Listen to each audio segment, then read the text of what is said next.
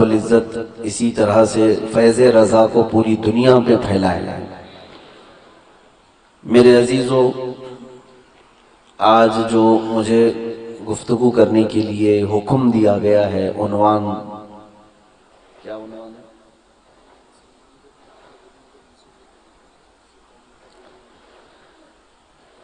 عنوان اسلام اور مسلمانوں کے خلاف دجالی منصوبے۔ ایک ظاہر سی بات ہے، علماء بہت کم ان عنوانوں پر گفتگو کرتے ہیں، حالانکہ یہ کوئی نئی چیز نہیں ہے، علماء سب پڑھے لکھے ہوتے ہیں لیکن بولتے کم ہیں، کیونکہ مزاج علماء نے اپنا خود سے نہیں بنایا، پبلک نے انہیں ایسا بنایا ہے۔ لوگ ان سے واہواہی چاہتے ہیں اور وہ نعرے چاہتے ہیں۔ ظاہر سی بات ہے، یہ موضوع ایسے ہیں اس پر ہم گھنٹوں بولتے رہیں گے، آپ خاموش بیٹھے رہیں گے۔ اور سب سے بڑی بات یہ ہے کہ ہمارا مزاج بھی یہ ہے، میری پوری تقریر ہو جاتی ہے 1.5 گھنٹہ 2 گھنٹہ، نہ کوئی نعرہ لگتا ہے نہ کوئی سبحان اللہ بولتا ہے۔ کوئی بات نہیں، میں سبحان اللہ اور نعرے کا مخالف نہیں ہوں، لیکن میرا تجربہ یہ شاہد ہے اکثر کہ جس کو تقریر سمجھ میں نہیں آتی وہ سب سے زیادہ نعرے لگاتا ہے، اکثر یہ میں نے دیکھا ہے۔ اور جس کے پلے کچھ بھی نہیں پڑا وہ بہت زور سے سبحان اللہ بولتا ہے۔ تو میاں سبحان اللہ، الحمدللہ، اللہ اکبر، آپ تسبیح پڑھیں، ہاتھ میں تسبیح لیں، گھر میں بیٹھیں، کسی بھی خالص جگہ پر اللہ رب العزت کی تسبیح بیان کریں، مجھے کوئی اس سے اختلاف نہیں ہے۔ لیکن مقررین اور علماء نے جو یہ معیار بنا کے رکھا ہے کہ جس تقریر میں نعرے لگیں گے وہی اصل تقریر ہے، یہ غلط فہمی ہے۔ آپ اللہ کے حبیب صلی اللہ تعالیٰ علیہ وسلم کو بیان کرتے ہوئے سنیے کہ حضور صلی اللہ علیہ وسلم جب خطبہ دیتے تھے، حدیثوں میں موجود ہے، صحابہ ایسے بیٹھتے تھے کہ اگر ان کے سروں پر انڈا رکھ دیا جائے تو بھی نہیں گرتا، ایسے ساکت و جامد ہو کر بیٹھتے تھے، اور اتنا چمٹ کر کے محفلوں میں بیٹھتے تھے کہ اگر رائی کا دانہ بھی گرا دیا جائے تو کسی نہ کسی کی گود میں گرتا، زمین پہ نہیں گرتا۔ وہ صحابہ اکرام محفلوں کے آداب بجا لاتے تھے۔ حضور پاک صلی اللہ تعالیٰ علیہ وسلم جب بیان فرماتے تو کسی بھی صحابی کے ہاں سے کلام کی آواز تک نہیں آتی، بلکہ اگر کوئی بات کر رہا ہے تو اس کے لیے کہا جاتا تھا کہ دوسرے صحابی چپ رہو تک بھی نہیں کہتے تھے، وہ کہتے تھے کہ یہ بھی محفل کی بے ادبی ہے۔ اگر مثال کے طور پر کوئی گفتگو کر رہا ہے اور آپ نے کہا خاموش ہو جاؤ، کہا یہ بھی بولنا محفل کی بے ادبی ہے۔ خیر، میرا وہ ٹاپک نہیں ہے، لیکن میں اس کی وجہ بتا رہا ہوں کہ عنوان جو دیا گیا ہے وہ وقت کی ضرورت ہے، اور میں آلریڈی اس پر بہت کچھ بول چکا ہوں، میرے بہت سارے بیانات اس پر موجود ہیں، لیکن آج میں تھوڑا سا ہمارے نوجوان طبقے کو اور پڑھے لکھے لوگوں کو قریب کرنا چاہوں گا کہ ہم ایک لیمیٹڈ ٹائم کے لیے دنیا میں آئے ہیں۔ اللہ رب العزت نے آدم و حوا علیہ السلام کو جنت سے اتارا، زمین پر بھیجا، اور پھر فرمایا کہ وَلَكُمْ فِي الْأَرْضِ مُسْتَقَرٌ وَمَتَاعٌ إِلَىٰ حِينٍ۔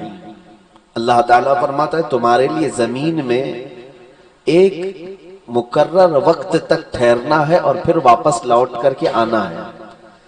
دنیا کسی کے لیے بھی ہمیشہ کے لیے نہیں بنی، لوٹ کر کے جانا ہے۔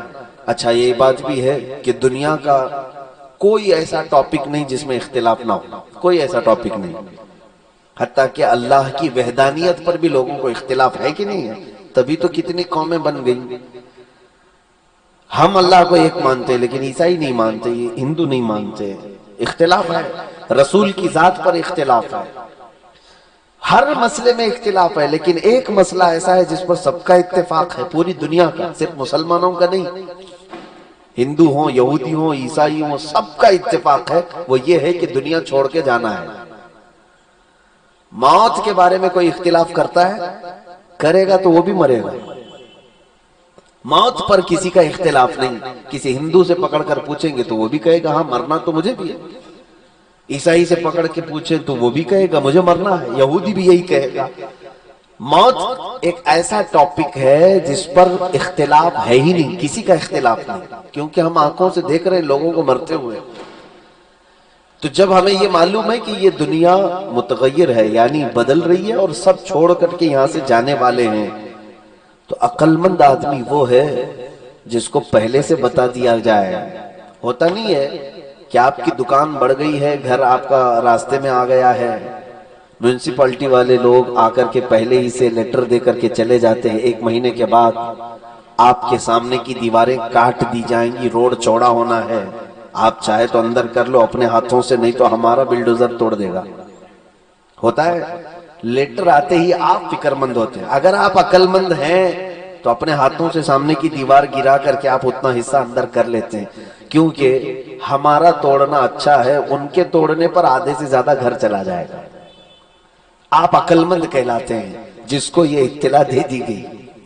تو اسی طرح سے دنیا میں عقل مند آدمی وہ ہے جس کے لیے پہلے سے اللہ کا لیٹر آ گیا، پہلے سے بتا دیا گیا ہے کہ تیرا ٹائم بہت شارٹ ہے، اس سے پہلے کہ ہماری طرف سے کوئی فرشتہ سختی سے روح نکالے تو خود ہی اپنی تیاری کر لے۔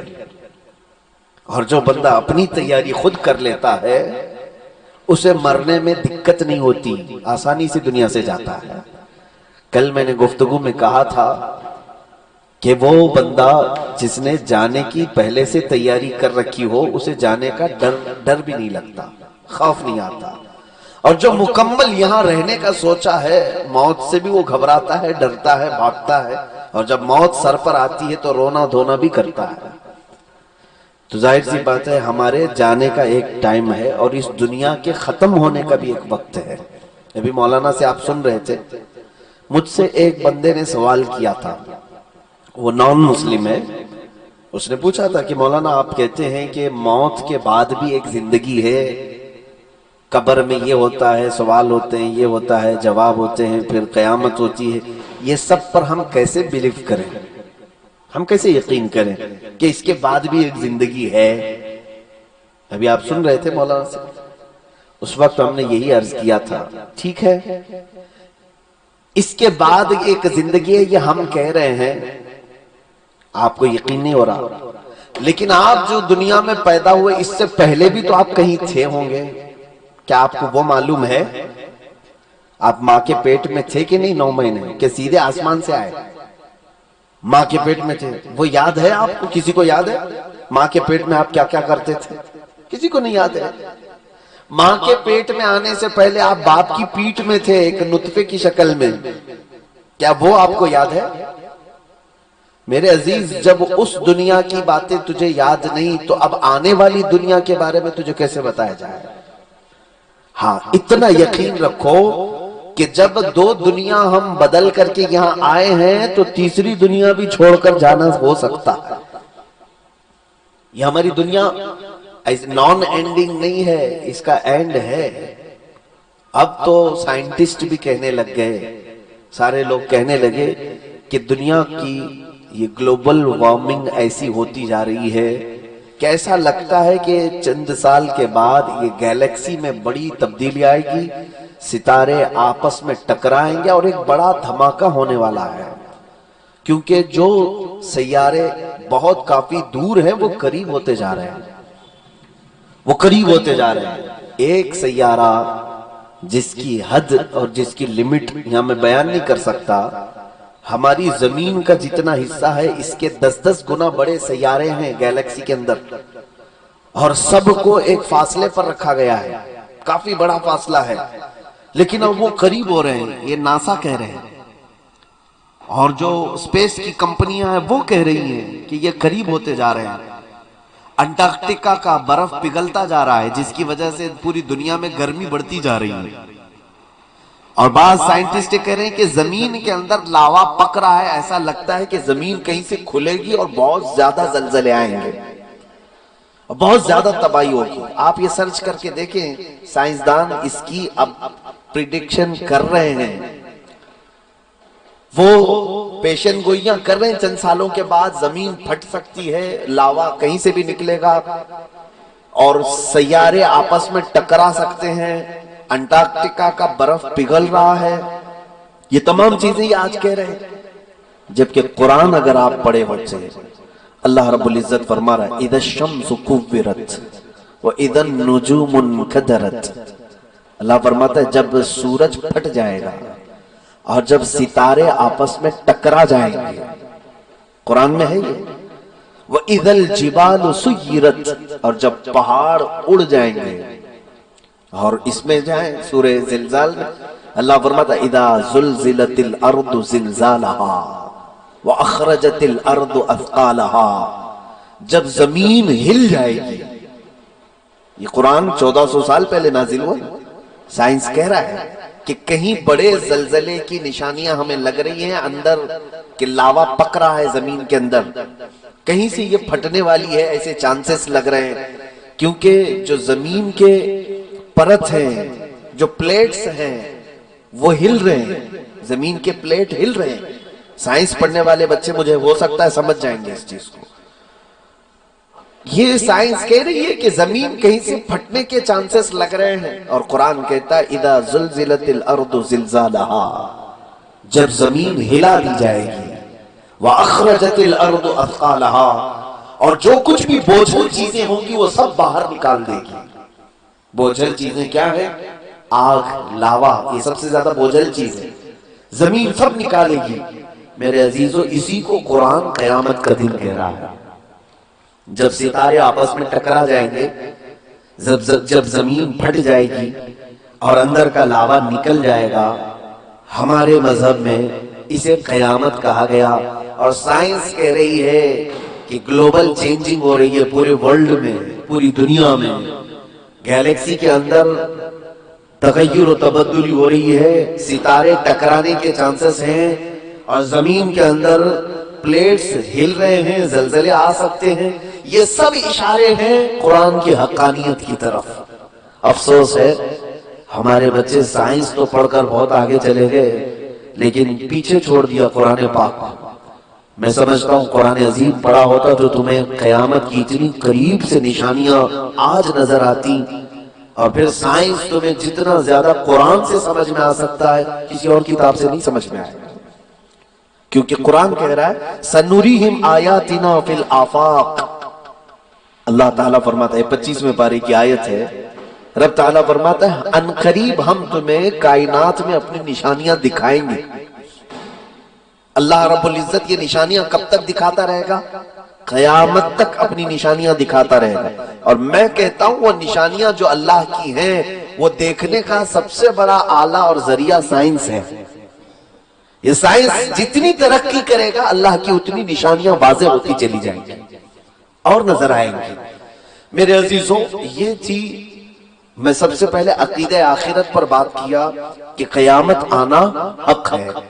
قیامت کے متعلق اگر کوئی ایک مسلمان نے شک بھی کیا تو کافر ہو جائے گا، کیونکہ ایمان میں سے ہے ہمارے، ایمان مفصل آپ پڑھتے ہوں گے نا، آمنت باللہ وملائکتہ وکتبہ ورسلہ والیوم الآخری، والیوم الآخری، 5ویں نمبر پر ایمان کا یہ حصہ ہے قیامت پر یقین رکھنا، والقدر خیرہ وشرہ من اللہ تعالی والبعث بعد الموت، جس کا مطلب یہ ہوا میں ایمان لایا اللہ پر، اس کے فرشتوں پر، اس کے رسولوں پر، اس کی کتابوں پر، اور قیامت کے دن پر، اور تقدیر پر، اور مرنے کے بعد دوبارہ زندہ کیے جانے پر، یہ ایمان ہے۔ اس میں سے 5ویں نمبر پر ہم قیامت پر ایمان لاتے ہیں کہ نہیں؟ میرے عزیزوں، کسی کو اختلاف ہے قیامت کے متعلق؟ نہیں۔ اب سنیے، حضور اکرم صلی اللہ تعالی علیہ وسلم ایک محفل میں بیٹھے ہوئے ہیں، مشکات شریف کی حدیث ہے، اور یہ حدیث پاک بخاری اور مسلم میں بھی موجود ہے کہ حضرت عمر فاروق رضی اللہ تعالیٰ عنہ اس حدیث کے راوی ہیں، فرماتے ہم سب حضور صلی اللہ تعالی علیہ وسلم کی مجلس میں بیٹھے ہوئے تھے، ایک اجنبی شخص محفل میں آیا، ہم میں سے اس کو کوئی پہچانتا نہیں تھا، اور نہ ہی اس کے اوپر سفر کے آثار نظر آ رہے تھے۔ ظاہر سی بات ہے مدینے کا ہوتا تو ہم پہچان لیتے، باہر سے آیا ہوتا تو سفر کے آثار ہوتے، دونوں بھی چیزیں نہیں تھی۔ تعجب سے ہم دیکھ رہے تھے، وہ شخص اتنا قریب آیا کہ اپنے گھٹنے حضور کے گھٹنے سے ملا کے بیٹھ گیا۔ حضور صلی اللہ علیہ وسلم سے نہایت ہی قریب بیٹھ کر کے اس نے کچھ سوالات کیے. پوچھا سب سے پہلے مل ایمان، ایمان کسے کہتے ہیں؟ اللہ کے نبی صلی اللہ علیہ وسلم نے بیان فرمایا یہی جو چیزیں میں نے کہا ہے، اللہ پر ایمان لانا، فرشتوں پر، اس کی کتابوں پر، اس کے رسولوں پر، قیامت کے دن پر، مرنے کے بعد دوبارہ زندہ ہونے پر، تقدیر پر. پھر اس آئے ہوئے شخص نے پوچھا مل اسلام، اسلام کسے کہتے ہیں؟ پہلا سوال کیا تھا؟ ایمان. دوسرا سوال اس نے کیا اسلام. اسلام حضور نے فرمایا کہ تم گواہی دو اللہ کے سوا کوئی معبود نہیں اور محمد صلی اللہ علیہ وسلم اللہ کے رسول ہیں، نماز قائم کرو، زکوٰۃ دو، روزے رکھو، حج کرو. یہ اسلام ہے. اسلام عمل کا نام ہے. پھر اس نے سوال کیا احسان کسے کہتے ہیں؟ ایمان، اسلام، احسان. احسان میں حضور نے فرمایا تم عبادت اللہ کی ایسی کرو جیسے کہ تم اللہ کو دیکھ رہے ہو. اگر یہ نہیں ہو سکتا تو ایسی عبادت کرو کہ اللہ تمہیں دیکھ رہا ہو. یہ احسان ہے. اب جو چیز مجھے بیان کرنی ہے اس حدیث کا ٹکڑا وہ یہ ہے. کیا ہے؟ چوتھے نمبر پر اس نے سوال کیا متی الساعہ، قیامت کب آئے گی؟ دیکھیں یہ پورے مجمع میں سوال ہو رہا ہے، صحابہ بھی بیٹھے ہوئے تھے، لیکن رسول کریم صلی اللہ تعالی علیہ وسلم نے اس سوال کے جواب کو الگ انداز میں بیان کر دیا، کیونکہ قیامت کا علم اللہ کے رازوں میں سے ایک راز ہے، سب کو آشکار نہیں کیا جائے گا.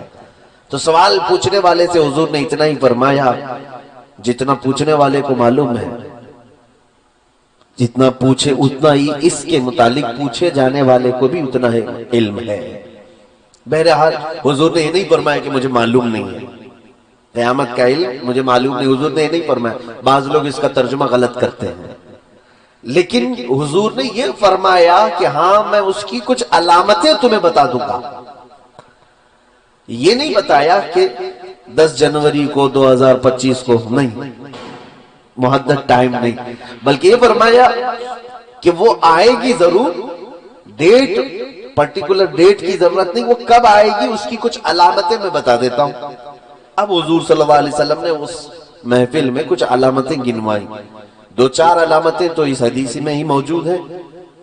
ان تلد الامۃ ربتہا، حضور نے فرمایا دیکھنا جب ہر ماں اپنا سردار جننے لگے گی، یعنی جو بچہ پیدا ہو رہا ہے وہ ماں باپ پر حکومت کر رہا ہو، اور پھر تم دیکھو گے کہ ننگے پیر والے، نیچ ذات والے بڑے بڑے محلوں میں رہنے لگے، بڑی بڑی بلڈنگوں میں رہنے لگے، حکومت کرنے لگے. سمجھ لو قیامت قریب آ چکی. یہ علم اٹھا لیا جائے گا، جاہلوں کو لوگ سردار بنا لیں گے. یہ نشانیاں حضور نے گنائی. وہ شخص چلا گیا. حضرت عمر فاروق رضی اللہ تعالیٰ عنہ فرماتے میں دیکھنے کے لیے باہر گیا تو شخص ملا ہی نہیں ان کو.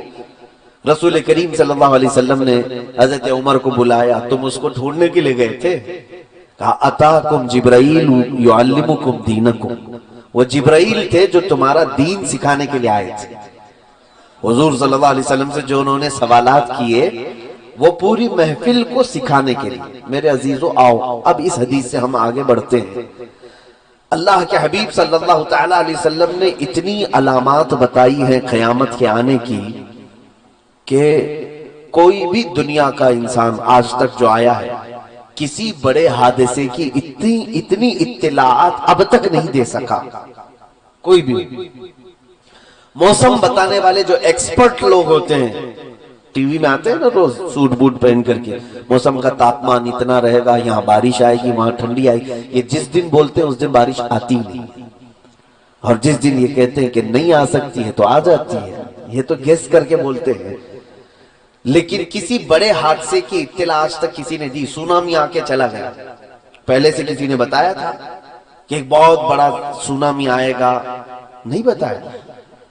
بہت بڑا زلزلہ، امریکہ آج ٹیکنالوجی کے ہائی لیول پر پہنچا ہوا ہے. سائیکلون اتنے زیادہ اس کے ہاں آتے ہیں امریکہ میں کہ وہ اپنے ملک کو بچا نہیں پاتے. جب طوفان آتے ہیں تو ان کے پاس اتنے بڑے بڑے ایکسپرٹ ہیں، کوئی ان حادثوں کی اطلاع ان کو کیوں نہیں دے پاتا؟ جاپان ٹیکنالوجی کا مرکز سمجھا جاتا ہے، ہمیشہ زلزلے ہوتے ہیں جاپان میں، کوئی پکا گھر نہیں بنا پاتا. تو کب زلزلہ آ رہا ہے ان کے ماہرین کیوں نہیں بتا پاتے؟ زلزلہ پروف عمارتیں بنا کر کے بھی ڈھہ جاتی ہیں. اور آسٹریلیا کے قریب جنگلات میں اتنی بڑی بڑی آگ لگ جاتی ہے اچانک، بڑا حادثہ۔ میں یہ کہنا چاہ رہا ہوں کسی بڑے حادثے کی اطلاع آج تک دنیا دے نہیں سکی۔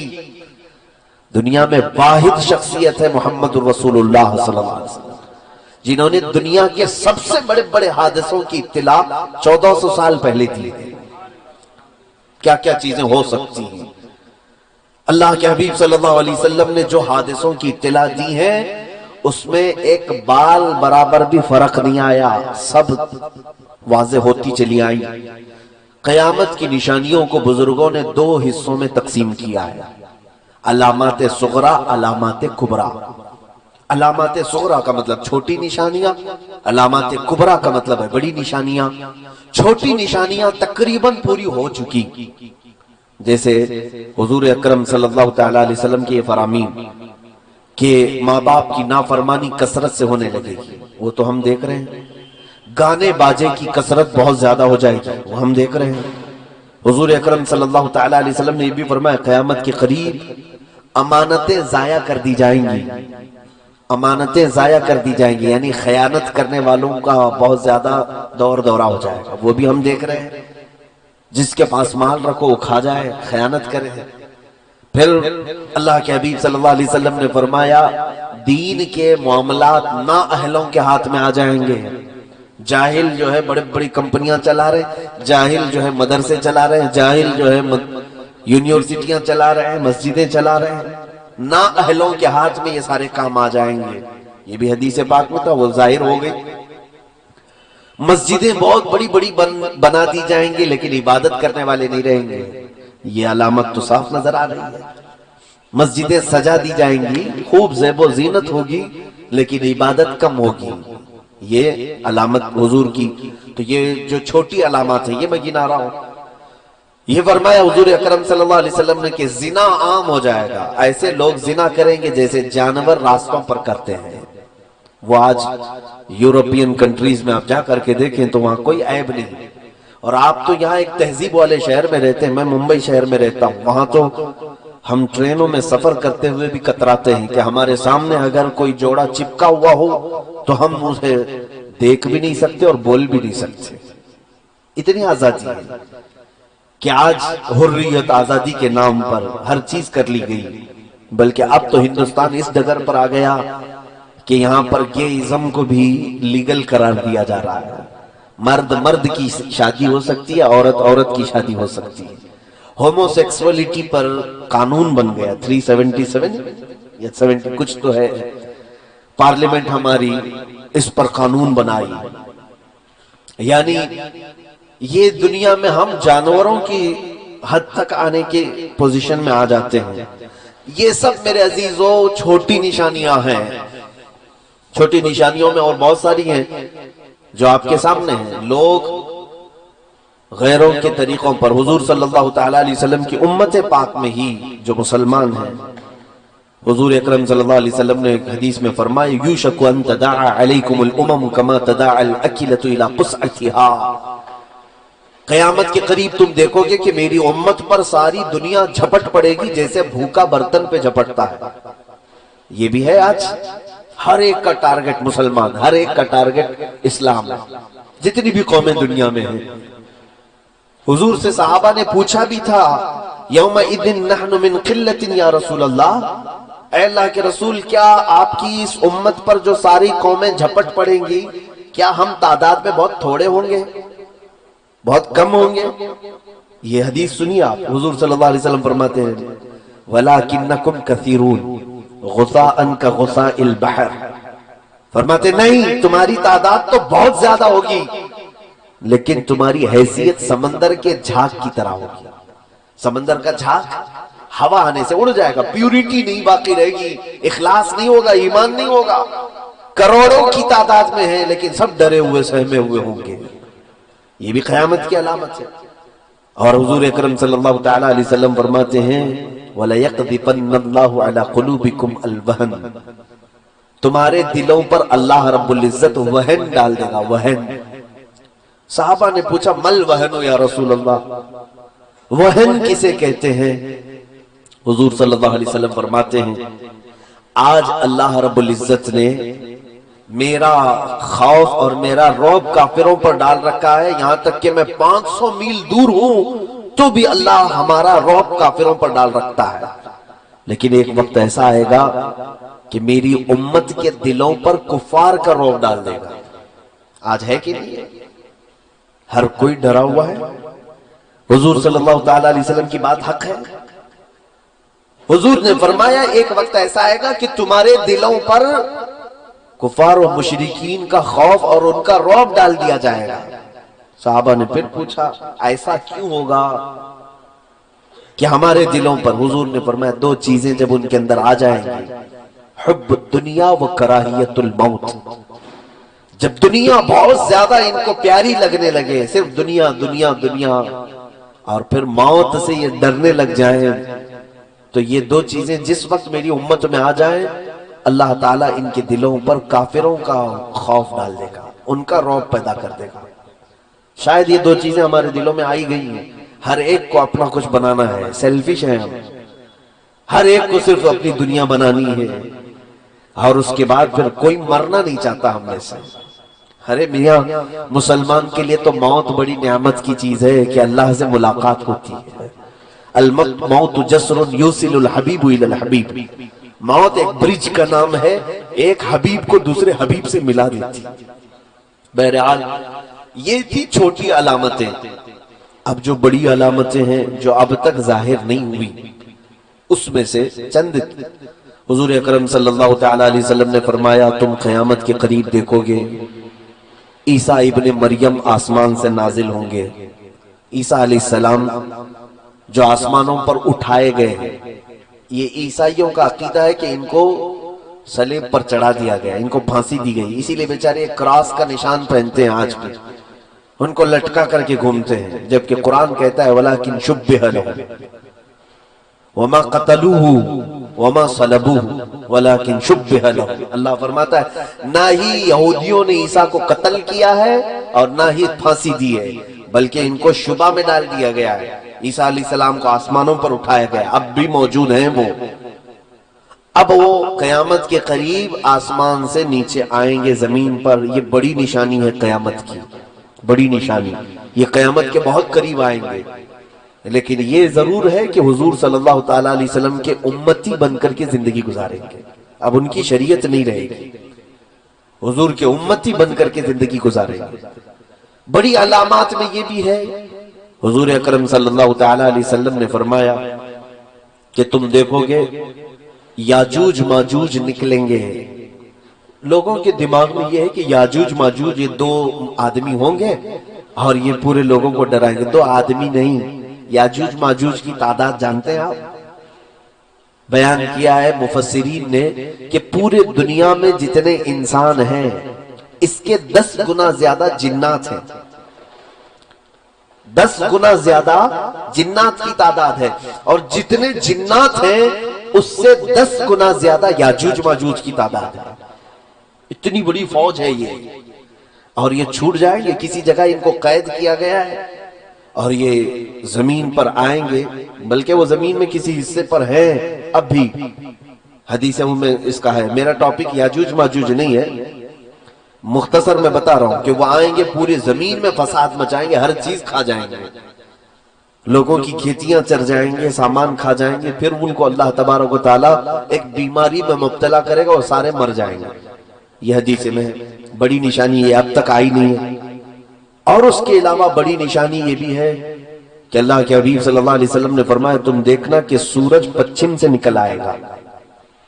سورج ابھی پورب سے نکلتا ہے نا، ایک دن ایسا آئے گا کہ سورج پچھم سے نکل آئے گا، لیکن بس وہ دوپہر تک تھوڑی دیر نکلے گا، پھر واپس چلا جائے گا پچھم میں، پھر جہاں سے نکلتا ہے وہیں سے نکلے گا روزانہ۔ ایک دن صرف ایسا ہوگا، اور حضور فرماتے ہیں وہ یعنی دنیا میں عمل کا آخری دن ہوگا، اعمال کا قبولیت کا آخری دن ہوگا۔ اس سے پہلے جس نے توبہ کیا، اس سے پہلے جو ایمان لایا، اس کا ایمان ہے۔ سورج کے پچھم سے نکلنے کے بعد نہ کسی کی توبہ قبول ہوگی، نہ کسی کا ایمان قبول ہوگا، کوئی نہیں۔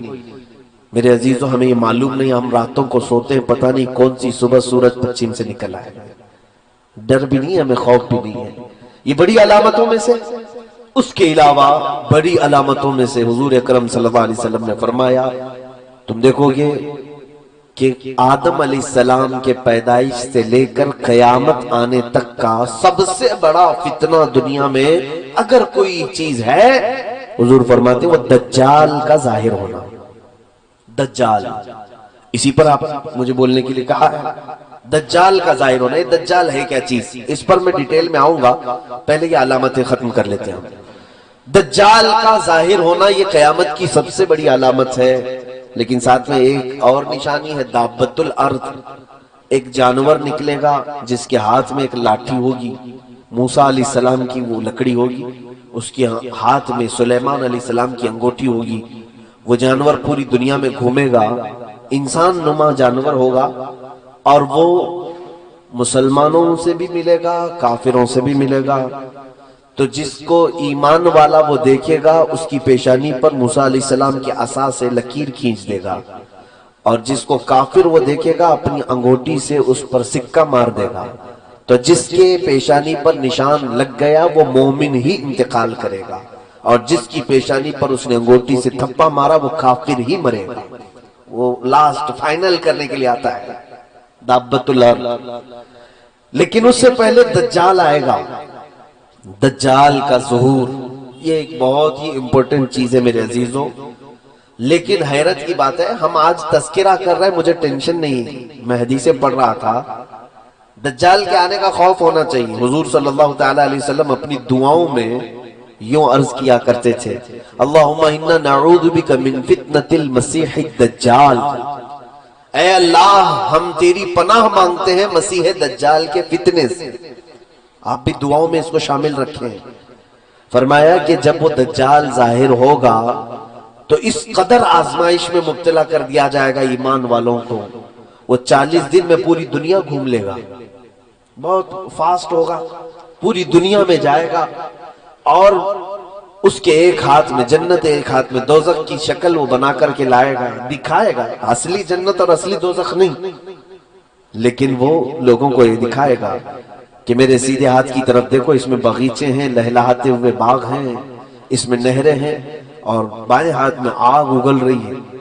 اس کا منشا اور اس کا مقصد کیا ہوگا؟ وہ کہے گا مجھے خدا بولو، میرے سامنے سجدہ کرو۔ تو اگر کوئی اس کو سجدہ کرنے سے انکار کرے، حدیث پاک میں اس کی دونوں ٹانگیں پکڑ کر چیر دے گا اس مومن کو، یا تو پھر کھولتے ہوئے تیل میں ڈالے گا، یا پھر وہ اپنی جلتی ہوئی آگ میں ڈالے گا، بہت سخت شدت کی تکلیف دے گا۔ اور جو اسے خدا مان لے، اس کے سامنے سجدہ کرے، وہ اس کو اپنی جنت میں ڈال دے گا۔ وہ لاکھوں کی تعداد میں لوگوں کو کافر بنائے گا، لاکھوں کی تعداد میں۔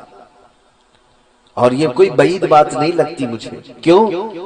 آج کی سچویشن میں دیکھ رہا ہوں، یہاں کوئی بابا، لٹھ والا بابا اگر جیب سے ایک سکہ نکال کر کے دے دے تو لوگ سجدہ کرنا شروع کر دیتے ہیں۔ ارے بڑے پہنچے ہوئے بابا ہیں، ان کے بارے میں کچھ بھی مت بولنا۔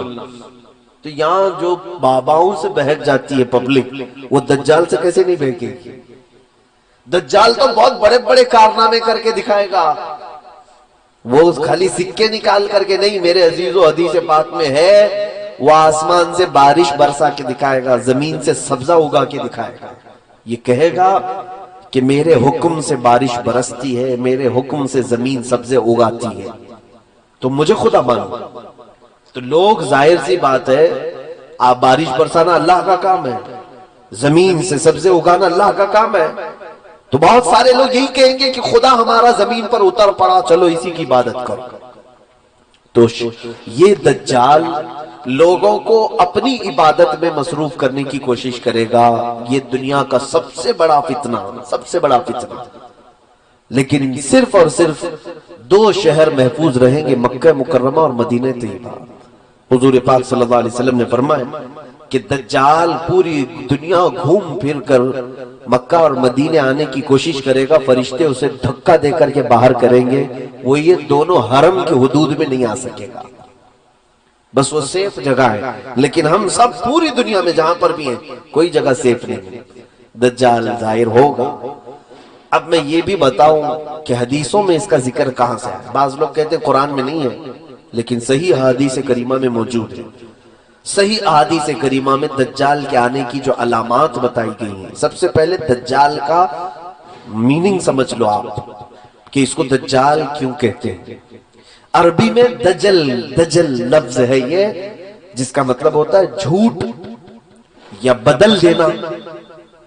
گدھے کے اوپر آپ نے شیر کی کھال ڈالی تو اس کو کہتے ہیں دجل، یہ فریب کیا ہے، اندر کچھ اور ہے اوپر کچھ اور دکھا رہا ہے، تلبیس، یہ دجل ہے۔ اور دجل کا مبالغے کا صیغہ ہے دجال، بہت زیادہ جھوٹ بولنے والا، بہت زیادہ جھوٹ بولنے والا۔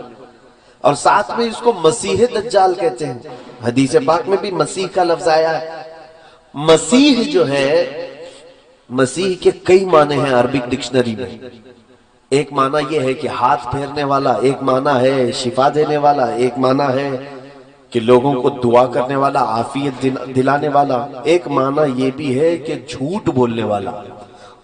مسیح کے کئی معنی ہیں، لیکن اب میں آپ کو بتاؤں مسیح دجال کون ہوگا، کیسا ہوگا، کب آئے گا۔ 3 پوائنٹ پر آپ مجھ سے بات سنیں، اور اس کے آنے سے پہلے کیا ہو گئے، چوتھا پوائنٹ ہے، اور وہ بہت ضروری ہے۔ دجال، حضور صلی اللہ تعالیٰ علیہ وسلم نے فرمایا وہ ایک آنکھ کا ہے، کانا دجال۔ بعض لوگ اس تشویش میں مبتلا ہیں، کچھ لوگ مجھے کہنے لگے اسرائیل میں ایک آنکھ کا بچہ پیدا ہوا ہے، اس کی فوٹو بہت وائرل ہو رہی تھی، کہا کہ دجال پیدا ہو گیا، دجال پیدا ہو گیا۔ تو سوال میرے پاس یہ آیا کہ دجال پیدا ہوگا یا کہیں سے نکلے گا؟ حدیث پاک ہے ابو داؤد شریف کی، دجال پیدا نہیں ہوگا، وہ آلریڈی ابھی ہے، کسی جزیرے میں ہے۔ حضور پاک صلی اللہ تعالیٰ علیہ وسلم ایک دن مسجد نبوی شریف میں تاخیر سے عشاء کی نماز پر آئے۔ یہ حدیث حضرت فاطمہ بنت قیس رضی اللہ تعالیٰ عنہ سے مروی ہے، اور یہ حدیث غالباً مسلم شریف کی، ابو داؤد شریف کی، لیکن سیاہ ستہ میں حدیث موجود ہے۔ حضور تاخیر سے آئے، صحابہ نے پوچھا یا رسول اللہ صلی اللہ علیہ وسلم عشاء میں اتنی تاخیر سے آپ تشریف لائے؟ کہا ہاں، مجھے تمیم داری کی بات نے روک لیا تھا۔ تمیم داری پہلے ایک عیسائی عالم تھے، بعد میں مسلمان ہوئے، صحابی ہیں۔ ان کا ایک بڑا لمبا واقعہ ہے، آپ اس کو سن لینا علماء کرام سے، میرے پاس اتنا وقت نہیں ہے۔ تمیم داری ایک سفر پر تھے، ایک مرتبہ کسی جزیرے میں یہ پھنس گئے، تو انہوں نے حضور صلی اللہ تعالیٰ علیہ وسلم کو ایک واقعہ بتایا کہ سمندر کے سفر میں جہاز جو ہے بہک گیا اور ہچکولے کھاتے ہوئے غرق ہونے کے قریب تھا، لیکن ایک جزیرے میں پتہ نہیں کہاں پر، جزیرہ سمجھتے ہیں نا، آئی لینڈ، بیچ میں سوکھی جگہ اور چاروں طرف سے پانی ہو، اس کو آئی لینڈ جزیرہ کہتے ہیں۔ تو اس جزیرے پر میں پہنچ گیا تو وہاں دیکھا ایک عورت بہت ہی اونچی ہے، کالی شکل کی ہے، اور وہ اپنے بالوں کو نوچ رہی ہے۔ میں نے پوچھا کہ تو کون ہے؟ تو اس نے کہا میں جاموس ہوں، یا کوئی لفظ اس نے کہا، جاموس تو عربی میں بھینس کو کہتے ہیں، لیکن الفاظ یہ ہیں، کہا میں دجال کی عورت ہوں، میں تجھے اور ایک چیز دکھاتی ہوں۔ تو لے کر کے گئی، ایک بہت بڑی عمارت تھی، قلعہ تھا، وہاں جا کر کے دیکھا، یہ کہتے ہیں کہ اندر ایک بھیانک شکل والا جس کی ایک آنکھ تھی کالا قسم کا، وہ اپنے بالوں کو نوچ رہا تھا اور زمین سے آسمان کی طرف اچھل کود کر رہا تھا۔ بہت توجہ سے سنیے اس حدیث کو۔ تو میں قریب گیا اور پوچھا تم کون ہو؟ تو اس نے کہا میں دجال ہوں، میں دجال ہوں۔ یہ شاید ہو سکتا ہے کہ ہم سب کو عبرت کے لیے ایک شخص کو دکھا دیا گیا، ورنہ سب کے لیے پاسبل نہیں ہوگا۔ آج بھی بعض لوگ اس حدیث کی تشریح کرتے ہوئے یا تحقیق کرتے ہوئے، مجھ سے بھی کئی لوگوں نے پوچھا برموڈا ٹرائنگل شاید وہی جزیرہ ہوگا۔ برموڈا ٹرائنگل ایک جگہ ہے جہاں کوئی جہاز جاتا ہے تو واپس آتا ہی نہیں ہے، لیکن ایک حدیث پاک میں یہ موجود ہے کہ یہ گئے بھی اور آئے بھی، اور رسول پاک کو خبر بھی دیا کہ میں ایک ایسے شخص کو دیکھ کر کے آیا ہوں۔ لیکن سنیے دجال نے کیا کہا ان سے، ان سے کیا پوچھا؟ اس نے پوچھا دجال نے کیا امیوں کا نبی ظاہر ہو گیا ہے؟ امی کہتے کسی سے جو نہ پڑھا ہو. کیا امیوں کا نبی ظاہر ہو گیا؟ نبی امی یعنی جو کسی سے نہ پڑھا ہو وہ نبی آ گیا؟ تو میں نے کہا ہاں وہ نبی آ گئے. کہا اس کے ماننے والے، اس کی اطاعت کرنے والے پیروکار سب عبادت کر رہے ہیں، سب اس کی پیروکاری کر رہے ہیں، اطاعت کر رہے ہیں؟ تو میں نے کہا ہاں بہت دل سے کر رہے ہیں، اس نبی کی اطاعت بڑھتی جا رہی ہے. تو اس دجال نے کہا تو پھر ابھی میرے آنے میں بہت وقت ہے. اس نے کیا کہا؟ تو ابھی ان کے لیے خیر ہے، میرے آنے میں وقت ہے. جس کا مطلب یہ نکلتا ہے کہ جس وقت نبی امی کی امت حضور کی اطاعت چھوڑ دے گی دجال ظاہر ہوگا، وہ آئے گا. اسی لیے تو اس نے پوچھا کہ اطاعت ہو رہی کہ نہیں ہو رہی ابھی تک. یہ ایک حدیث پاک ہے. اس کے علاوہ کئی حدیثیں ہیں جو میں ہو سکے تو کسی بک میں کوٹ کر کے بتا دوں گا. مجھے معلوم ہے، میں نے اپنے بھائیوں سے کہا تھا، بچوں سے جنہوں نے پروگرام ارینج کیا ہے، جتنے ایجوکیٹڈ لوگ بیٹھے ہوئے ہیں سب کے ہاتھوں میں ایک نوٹ بک ضرور تھمائیں اور ایک قلم. میری تقریروں کو نوٹ کرتے جائیں، جو چیز اچھی لگے اس کو کوٹ کریں. دیکھیں یہ روایتی جلسہ نہیں ہے، آپ جو راتوں میں چلا چلی والے جلسے کرتے ہیں. میں ایک چاہتا ہوں کہ کوئی بیداری اور آپ کے اندر علم کی ایک طلب اور تشنگی اور بڑھتی جائے اور کچھ فائدہ لے کر کے جائے. اس کے لیے یہ ضروری ہوتا ہے کہ آپ تقریر سن کر کے واہ واہ سبحان اللہ نعرے لگا کر سو نہ جائیں، بلکہ اس کو یاد رکھیں اور دوسروں تک پہنچانے کی کوشش کریں کہ میرے پاس ایک ایجوکیشن یہ آیا ہے، تو بھی میرے بھائی سن لے. اسی لیے ہم نے یوٹیوب کے چینل وغیرہ چلائے. صرف واحد ہمارا مقصد یہی ہے کہ علم چھپایا نہ جائے، دوسروں تک پہنچ جائے. اب دجال کے متعلق یہ بات سنیے. ایک حدیث پاک یہ ہوئی، سیدنا ابو بکر صدیق رضی اللہ تعالیٰ عنہ سے بھی حدیث پاک ہے.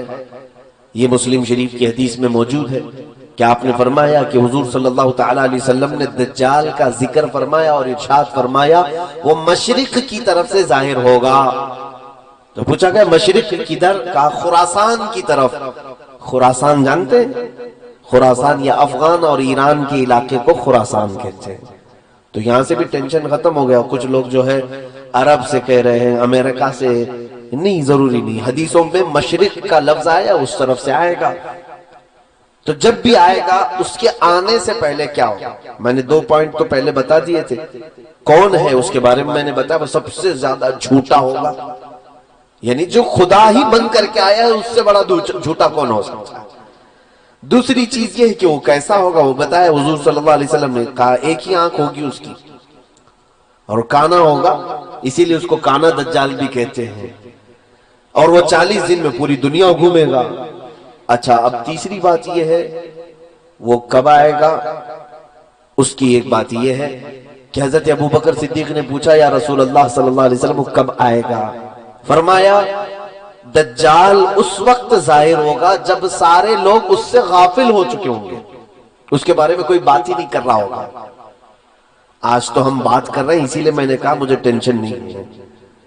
لیکن جس وقت سارے لوگ بھول چکے ہوں گے، کوئی بات ہی نہیں کر رہا ہوگا دجال کے متعلق. دجال اچانک آئے گا. لیکن میرے عزیزو ہمارا ایک بات کرنا بھی کافی نہیں ہے. میجورٹی آج دجال کے متعلق گفتگو نہیں کرتی. صحیح بات ہے. علماء کرام کو میں بلیم نہیں کر رہا، میں علماء کی توہین نہیں کرنا چاہتا، نہ میں علماء کی بے ادبی کرنا چاہتا ہوں. لیکن آج ہو سکتا ہے یہ مصلحت ہوگی. میں نے کثرت سے علماء کو دیکھا دجال کے متعلق یا اس ٹاپک پر نہیں بول رہے. شاید یہ حدیث پاک میں اسی لیے کہا گیا جس وقت سارے لوگ بھول چکے ہوں گے دجال کو تب دجال آئے گا. تو بھول گئے آج. دوسرے سارے ٹاپک پہ ہم گفتگو کرتے اس پر نہیں. جب تک دجال سے لوگوں کو ہم ڈراتے رہیں گے، اس کے فتنے سے پناہ مانگتے رہیں گے لوگ، وہ نہیں آئے گا، وہ نہیں آئے گا. اب اس کے آنے سے پہلے کیا ہوگا یہی میرا ٹاپک ہے. فرمایا گیا کہ جھوٹ کو سچ کر دیا جائے گا اور سچ کو جھوٹ بنا دیا جائے گا. پوری دنیا میں آج اس مشن پر پورا بہت بڑے پیمانے پر کام ہو رہا ہے. جھوٹ کو سچ بنا دو اور سچ کو جھوٹ بنا دو. اور اس میں سب سے بڑا اگر کوئی رکن ہے دجال کا تو وہ میڈیا ہے. اسی لیے میں اپنی تقریروں میں ہمیشہ یہ کہتا ہوں، لوگ گودی میڈیا کہنے لگے. گودی میڈیا نہیں، ان کو دجالی میڈیا کہو.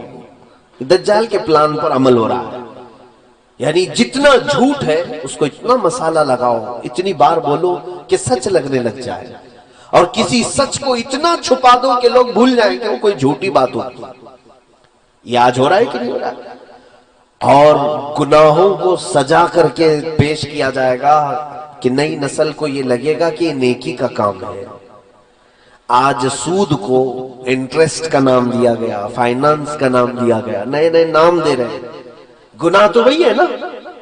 شراب کو الگ الگ نام دیے جائیں گے سجا کر کے. بہت سارے نوجوان ہیں ہمارے کہتے شراب نہیں پیتے، بیئر پی رہے ہیں. بیئر کیا چیز ہے میرے عزیزو؟ نام بدلنے سے کوئی چیز کی حرمت نہیں بدلتی. نئے نئے نام. ایک بار میں پلین میں تھا، ایک ایئر ہوسٹس آئی، اس نے ایک کین دیا، سب کو دے رہے تھے. کہا یہ کریزی واٹر ہے. کریزی واٹر یہ کیا چیز ہے؟ لوگ اس کو کریزی واٹر کہہ رہے تھے. دوسرے ہمارے ساتھ جو تھے وہ لیے پی رہے تھے. میں نے پوچھا کہ وائن ہے، شراب ہے؟ کہا نہیں، کریزی واٹر. میاں کریزی واٹر کا مطلب کیا ہوتا ہے؟ کیا پانی پاگل ہوتا ہے؟ کوئی پاگل پانی؟ کریزی واٹر کا مطلب. تو بغل والے نے کہا کہ یہ وائٹ الکوہل ہے. یعنی شراب جس طرح رنگیلی ہوتی ہے اس کو بالکل پیوریفائی کر دیا گیا ہے، اور اتنا ریفائن کر کے جیسے پانی ہوتا ہے ویسی پانی کی طرح اس کو بنا دیے ہیں. لیکن ہے شراب، ہے شراب لیکن بالکل پانی کی طرح بنایا گیا. اس کو کریزی واٹر کہہ رہے ہیں. میرے عزیزو اس دن مجھے یہ سمجھ میں آیا کہ یہی دجال کے آنے سے پہلے جو مخبر صادق صلی اللہ علیہ وسلم نے بیان فرمایا، ہر باطل چیز کو سجا کر کے دنیا میں پھیلا دیا جائے گا. آج اس مشن پر سب سے زیادہ کام ہو رہا ہے. میں آپ کو اب یہ بات بتاؤں گا کہ مولانا آپ یہ دجال کے متعلق کہہ رہے ہیں کہ دجال کے آنے سے پہلے یہ ساری چیزیں ہوں گی، لیکن کون کر رہا ہے؟ میں یہ بھی بتا دوں، دجال کے آنے کا جتنا ہمیں خوف ہے، ہمیں ڈر ہے کہ نہیں ہے؟ حضور نے فرمایا کہ اس کے فتنے سے ڈرو، کہ وہ بہت بڑا فتنہ ہے، کتنوں کو بے ایمان کر دے گا، کافر بنا ڈالے گا. میں ابھی شروع میں ہی یہ بات کہا نا، ہم پتہ نہیں ہمارے سامنے چھوٹی بڑی چیزیں اچھمبے والی ہوتی ہیں تو ہم دل دے بیٹھتے ہیں لوگوں کے پیچھے. دیکھتے نہیں کتنے ایسے ڈھکوسلے پیروں کے پیچھے پھر رہے ہیں. اچھے پیروں کی بات نہیں کر رہا ہوں. ہمارے علاقے میں بہت سارے ایسے ہیں ساؤتھ سائیڈ میں جو ایک وقت کی نماز نہیں پڑھتے، عورتوں سے اپنے جسموں کی مالش کرواتے ہیں. ان کے ہزاروں مریدین ہیں. ایک بابا ہے، اس کو دودھ سے لوگ نہلاتے ہیں، عورتیں نہلاتی ہیں. اس نے تو اپنے گھر کے سامنے کعبہ تک بنا ڈالا ہے. کعبہ تک بنا ڈالا ہے. کیوں ان کے پیچھے پبلک ہے؟ میں نے پوچھا کہ تم پاگل ہو، مسلمان ہو، سامنے وہ شرک کر رہا ہے، اس کے پیچھے پڑے ہو؟ کہا نہیں، تمہیں معلوم نہیں بابا کے چمتکار کیا کیا ہے. کہا کیا دکھاتا ہے؟ یہ نظر بندی کرتا ہے، جادو کرتا ہے، لوگوں کے پیٹ میں سے سوئیاں نکالتا ہے، لوگوں کے پیٹ میں سے بلیڈ نکالتا ہے. اور کہتے ہیں ہم نے تو کبھی نہ سوئی کھائی نہ بلیڈ کھائی، لیکن بابا جب کہہ کر آتے ہیں تو سوئی بھی نکلتی ہے، بلیڈ بھی نکلتی ہے. کہا یہ تو نظر بندی ہے، شعبدہ بازی ہے، جادوگری ہے. اور اس کو دیکھ کر کے وہ لوگ اس کے فریفتہ ہو گئے بابا کے. اسی دن مجھے یہ بات یاد آئی، اس بابا نے تو خالی اتنا ہی دکھایا، جب دجال بارش برسا کے دکھا دے گا، سبزہ اگا کر کے دکھا دے گا، تب تو یہ قوم تو اس کو اللہ ہی کہنے لگ جائے گی، اس کو تو خدا مان بیٹھے گی. اسی لیے دجال پوری دنیا کا سب سے بڑا فتنہ ہے جو حضور نے فرمایا. اب اندازہ کیجئے آپ، رسول کریم صلی اللہ تعالی علیہ وسلم جس کے فتنے سے پناہ مانگتے ہو، وہ فتنہ کتنا بڑا ہوگا.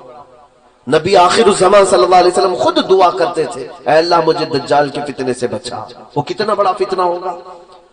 اس لیے ہم لوگوں کو ہلکے میں نہیں لینا ہے اس کو. اچھا، میں جو بات کہہ رہا تھا، ہم جتنا اس کے فتنے سے ڈرتے ہیں، دنیا میں ایک قوم ایسی ہے جو اس کا شدت سے انتظار کر رہے ہیں. دجال کو وہ بہت زیادہ چاہتے ہیں، بہت زیادہ محبت کرتے ہیں، اور اس کے آنے کے لیے جانے کیا کیا کر رہے ہیں. ہم ڈر رہے ہیں نا، ہم تو اس کے فتنے سے ڈرے۔ دنیا میں ایک قوم ہے جو دجال کے آنے کا انتظار کر رہی ہے، وہ یہودی قوم ہے، جیوز جو ہیں، یہودی ہیں، اسرائیلی۔ میں اس کو کھل کر کے بول رہا ہوں۔ ایک بات مجھے معلوم ہے، میرے استاد مصر میں انہوں نے بتایا بھی تھا کہ یہودی اس وقت دنیا میں اتنے منصوبے بناتے ہیں اور ان کے خلاف جو بولتا ہے اس کو یا تو مار ڈالتے ہیں یا اس کے خلاف ایسی سازشیں رچتے ہیں کہ وہ بند ہو جائے، قید ہو جائے، یا تو پھر اسے خرید لیتے ہیں۔ یہ تو میں تقریباً 10 سال سے بول رہا ہوں۔ مجھے اس بات کا خوف نہیں ہے، جس وقت تک اللہ نے زبان رکھی ہے میں امت محمدیہ کو حضور کی امانت سپرد کر کے رہوں۔ جب اللہ کو منظور ہو وہ میری زبان بند کرا دے، اور رب تبارک و تعالیٰ کے چاہے بغیر کچھ نہیں ہوتا۔ اس بات کو سن کر کے چلے۔ اگر کسی کو سننے میں اور محفل میں بیٹھنے سے ڈر لگتا ہے کہ یہ کوئی ہاٹ ہارر ٹاپک ہے تو خدا حافظ کہہ سکتے ہیں، اپنے بستر پہ جا بھی سکتے ہیں، میری طرف سے کوئی زور زبردستی نہیں ہے بیٹھنے کی۔ لیکن اگر کسی کو کچھ نالج لینا ہے تو بیٹھ سکتے ہیں۔ دجال کے متعلق سب سے زیادہ اگر کسی کو انتظار ہے تو یہودیوں کا ہے، اسرائیل کو۔ اب ان کی کتابوں میں ان کے بڑے لوگوں نے لکھا ہے کہ دجال اس وقت تک نہیں آئے گا جب تک اسلام اور مسلمانوں کو رسول سے دور نہیں کر دیا جائے گا۔ سب سے اہم چیز ہے یہ۔ ان کو کیا چاہیے؟ دجال چاہیے۔ اور دجال کے آنے کے لیے دروازہ کیا ہے؟ پوری دنیا کے مسلمان اپنے نبی سے دور ہوں، کیونکہ دجال نے بھی اس حدیث میں نے بتایا نا، پوچھا نا تمیم داری سے کہ وہ آخری نبی آ گئے، تو انہوں نے کہا آ گئے۔ اس نے پوچھا کیا ان کی امت ان کی اطاعت کر رہی ہے؟ تو انہوں نے کہا اطاعت کر رہی ہے۔ تو دجال نے کیا کہا؟ ابھی میرے آنے کا وقت نہیں۔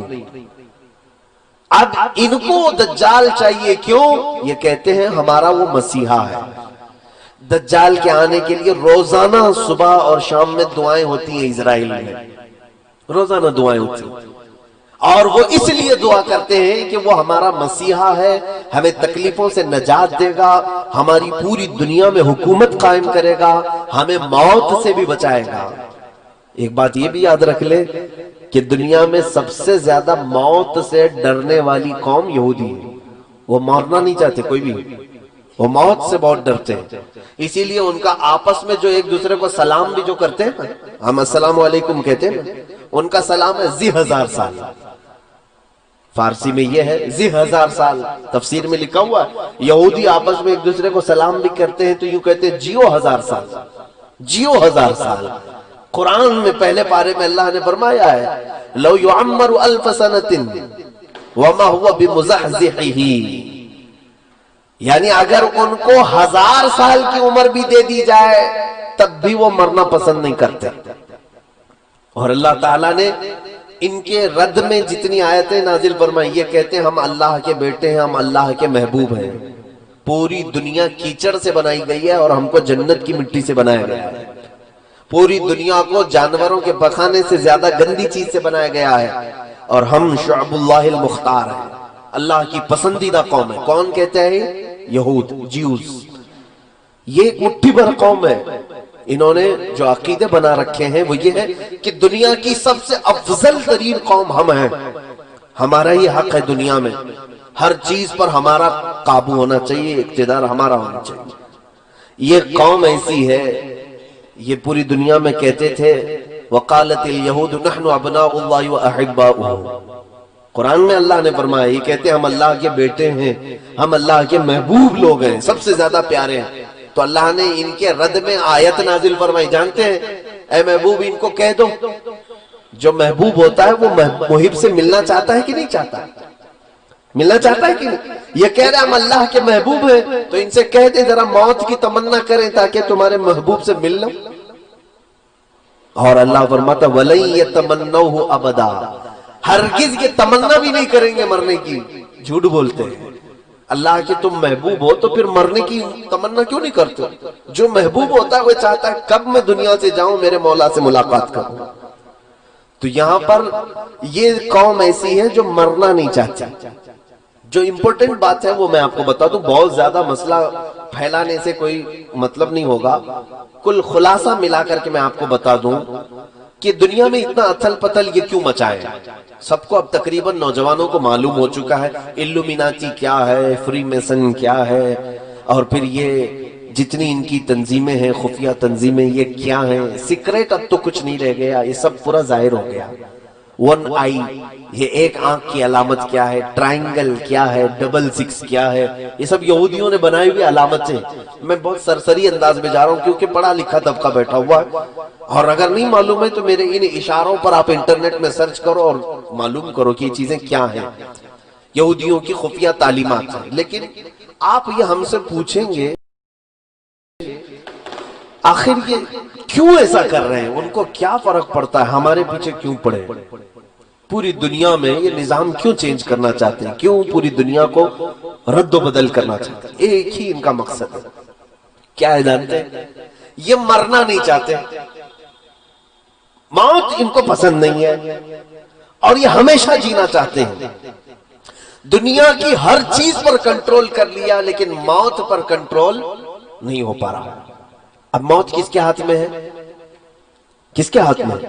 اللہ رب العزت۔ ان کو بھی معلوم ہے، ان کو بھی معلوم ہے موت اللہ کی طرف سے آ رہی ہے، تو کیوں نہ ہم ڈائریکٹ اس اللہ کو ہی ختم کر دیں، معاذ اللہ رب العالمین۔ یہ پلاننگ ہے، اور یہ میں کہہ نہیں رہا ہوں، آلریڈی یہ پہلے ہو چکا ہے۔ ایک ڈاکٹر ہے، میں نام ذکر نہیں کر رہا ہوں، وہ عیسائیوں کے بڑے ماہر محقق ہیں، انہوں نے بھی اس چیز کی تحقیق میں لکھا ہے کہ پہلے کے دور میں نمرود کی جب حکومت تھی تب بھی یہ یہودی تھے، تو ان لوگوں نے کیا کیا تھا، نمرود جو بادشاہ ہے اس نے ایک بہت بڑا محل بنایا تھا۔ نمرود بھی بہت لمبی عمر تک جیا، بہت بڑی طاقت تھی، وہ خدا کہلاتا تھا اپنے آپ کو، لوگوں سے سجدے کرواتا تھا، لیکن اب اس کو بھی ایک ہی ٹینشن تھا، کیا؟ موت کا، مر جاؤں تو سارا خدا ختم، سڑ گیا۔ اس کو بھی موت نہیں چاہیے تھی۔ اس نے کیا سوچا، پوری دنیا پر میرا کنٹرول، پورے لوگ میرے سجدہ کر رہے ہیں، تو کیوں نہ میں پوری پبلک کو ملا کر کے فوج بنا لوں اور اس خدا سے لڑ لوں۔ ایک بار ٹرائی کر کے دیکھتے ہیں، اس خدا کو مار کے گرا دیں گے تو پھر اب موت حیات سب ہمارے ہاتھ میں آ جائے گی۔ یہ پلاننگ اس وقت اس نے کیا تھا، یہ ہماری کتابوں میں نہیں ہے لیکن پرانی دوسری مقدسات میں موجود ہے۔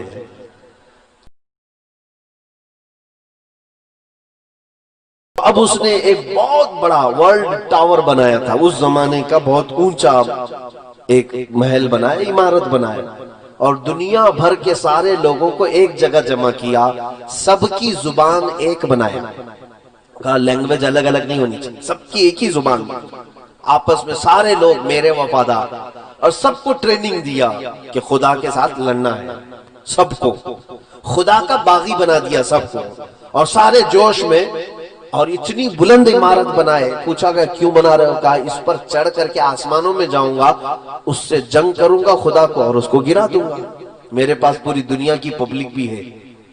نشے میں چور آدمی کہاں تک سوچتا ہے، سیاست بہت گندی چیز ہو جاتی ہے کبھی کبھار، آدمی خدا بننے کی کوشش کر ڈالتا ہے اور خدا کو مارنے کی کوشش کرتا ہے، معاذ اللہ رب العالمین۔ تو اس نے یہ پلان بنایا، اور یہ غالباً انجیل میں ہے، بہت پہلے میں نے پڑھا تھا، اس نے عمارت بنایا اور اوپر چڑھا بھی، پوری پبلک کو کہا کہ تم میرے ساتھ رہو گے، سب کے لینگویج ایک ہی، تم میری حمایت کرو گے، میری فوج میں رہو گے، اور میں اب خدا سے جنگ کر رہا ہوں، ایک بار اگر میں نے اس کو مار دیا تو تم میں سے سب کو میں نے ہمیشہ ہمیشہ کی زندگی دینی ہے، ٹینشن مت لینا، کسی کو 2000 سال چاہیے لکھوا لو، میں 2000 سال دے دوں گا، کسی کو 5000 سال چاہیے میں دے دوں گا۔ تو سارے لوگ بہت شوق میں تھے کہ مرنا ہی نہیں ہے، چلو یہ ایک کام کر کے دیکھ لیتے ہیں۔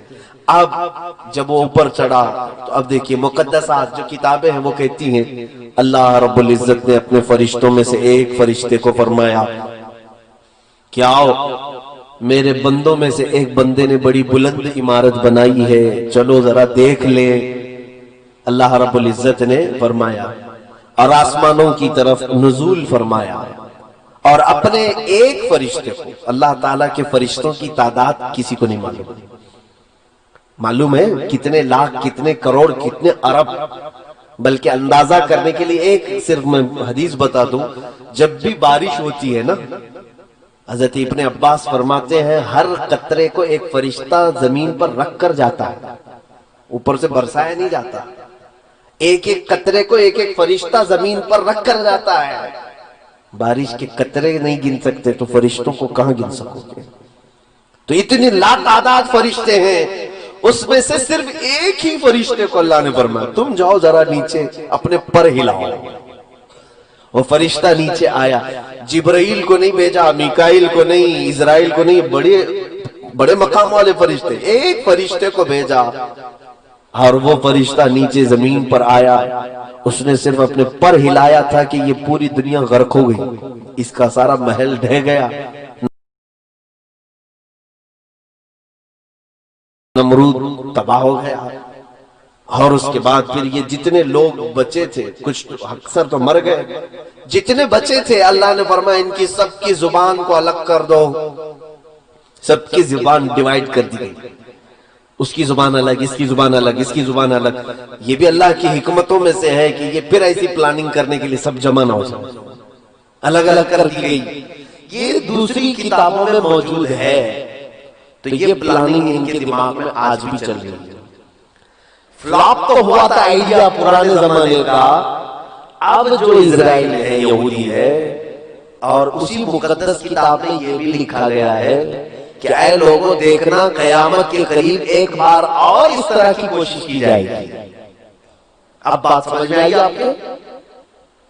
اس طرح پہلے خدا سے لڑنے کا ایک پلان کیا انہوں نے، فلاپ ہو گئے اور مار دیے گئے. اب ان کو جدید ٹیکنالوجی پر، نیو ٹیکنالوجی پر اتنا بھروسہ ہے، انہی مقدسات میں کہا گیا ہے دیکھنا قیامت سے قریب ایک بار اور یہ چیز کوشش کر لیں گے.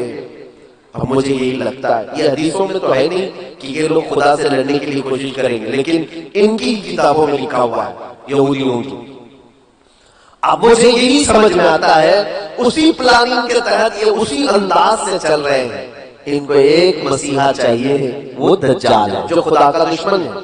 اور انہیں معلوم ہے دجال کا پاور کیا ہے، 40 دن میں پوری دنیا میں گھومے گا، لوگوں کو آسمان سے بارش برسا کے دکھائے گا، زمین سے سبزے اگا کر کے دکھائے گا. ان کو ایک ایسا پاورفل آدمی چاہیے جو خدا سے لڑ سکے، اس لیے وہ انتظار کر رہے ہیں. دوسرے ان کو کیا چاہیے، پوری دنیا کی لینگویج ایک ہونی چاہیے. تو یہ گلوبل لینگویج کے طور پر انگلش کو مشہور کر بھی رہے ہیں کہ سب کی کنیکٹ کرنے والی، سب کو کنیکٹ کرنے والی زبان انگلش ہونی چاہیے. سب کی کرنسی ایک بنانا چاہتے ہیں، اور آج تقریباً یہ کر بھی چکے. ڈالر پوری دنیا کی کرنسی بنتی جا رہی ہے. تقریباً ہر ملک اپنی ٹریڈنگ ڈالر میں کرنا چاہتا ہے. پوری دنیا کی ایک کرنسی ہو، ایک لینگویج ہو. اور آپ دیکھنا اکثر ان کے جتنے بڑے پریزیڈنٹ ہوں یا جو سٹارز ہیں، وہ اپنے بیانوں کے بیچ میں ون ورلڈ آرڈر یہ بات کہہ جاتے ہیں. نوجوان طبقہ اس کو نوٹ کر لیں، one world order. One world order کا مطلب یہ ہوتا ہے ایک دنیا ایک حکم پر چلے. الگ الگ کنٹری نہیں چاہیے ہم کو، الگ الگ سیاست نہیں چاہیے. پوری دنیا ایک ہی حکومت پر، ایک ہی آرڈر پر چلے. یہ ان کا پلان ہے. کیوں میاں، کیوں پوری دنیا کو ون ورلڈ آرڈر میں ڈال رہے ہیں آپ؟ وہی پلاننگ جو نمرود کر چکا تھا کہ خدا سے لڑنا ہے، پوری دنیا کو پھر سے جمع کرو، ساری ٹیکنالوجی جمع کرو. اسی لیے اسپیس میں بھی بھیج رہے ہیں کہ جا کے دیکھ کر کیا ہے، سب تصویریں لے کے آئے کہاں خدا بیٹھتا ہے. معاذ اللہ رب العالمین. میرے عزیزو، میں ان ترقیات کے خلاف نہیں ہوں، اسپیس کے خلاف نہیں ہوں، میں چاند کے بارے میں گفتگو نہیں کر رہا ہوں. لیکن بعض محققین نے کہا کچھ لوگوں کی شرارت یہ ہے جیوز میں سے، جو ہر نئی ٹیکنالوجی کو خدا کے خلاف سوچتے ہیں. یہودیوں میں بھی، آج میں پورے یہودیوں کی بات نہیں کر رہا، بہت سارے یہودی وہ ہیں جو ان شرارتوں کو بالکل پسند نہیں کرتے. وہ تورات انجیل پر یقین رکھتے ہیں، ایمان رکھتے ہیں. عیسائیوں میں بھی سارے نہیں ہیں، وہ بھی اپنی مقدسات پر ایمان رکھتے ہیں، لیکن کچھ ایسے ہیں جن کو عباد الشیطان کہا جاتا ہے۔ یہودیوں میں ایک تنظیم ایسی نکلی جو ڈیول ورشپرز ہیں، یعنی شیطان کی عبادت کرتے ہیں، پوجا کرتے ہیں۔ یہ ان کا پورا کیا ہوا ہے، پوری دنیا کو بدلا ہوا۔ اب سنیے، اب یہ پوری دنیا میں کیا ہنگامہ مچا رہے ہیں، کیا ہنگامہ مچائے گا۔ میں باخبر ضرور کرنا چاہوں گا ہر بچے کو، ہر جوان کو۔ میں نے مصر میں ایک کتاب پڑھی تھی، تقریباً وہ 150 سال پہلے کی ایک میٹنگ ہوئی تھی۔ حاخام کہتے ہیں یہودیوں کو، حاخام، یہ یہودیوں کے بڑے حکیم جو ہوتے ہیں ان کو حاخام کہتے ہیں۔ انہوں نے ایک میٹنگ لی اور اپنے حکیم سے یہودیوں نے پوچھا کہ ہم لڑکیوں کو ننگا تو کرنے کی پوری کوشش کرتے ہیں، لیکن مسلمان لڑکیاں ننگی نہیں ہوتی جلدی، یہ جلدی اپنا لباس اتار کر کے باہر آتی نہیں، ہم نے تقریباً دنیا کو ننگا کرنے کی کوشش کر ڈالی۔ تو اس حکیم نے 150 سال پہلے کی بات بتا رہا ہوں، کیا مشورہ دیا جانتے ہیں؟ اس نے کہا تھا کہ لوگوں تمہیں فطرت معلوم ہے انسان کی، عورتوں کی فطرت یہ ہے کہ بچپن میں ان کو جیسا پہنایا جاتا ہے جوانی میں ویسی ہی پہنتی ہیں۔ اگر کوئی بچی بچپن سے دوپٹہ پہنتی ہو اور فل کپڑے پہنتی ہو، اچانک 16 سال کی عمر میں اس بچی کو آپ آدھے کپڑے پہننے کے لیے کہیں، نہیں پہن پائے گی، شرم و حیا زیادہ ہوتی ہے۔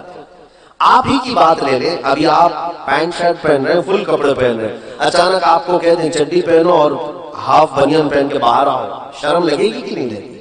حیا مانے ہوتی ہے۔ جو فل کپڑے پہنتا ہے وہ ہاف کپڑے میں جلدی نہیں آتا۔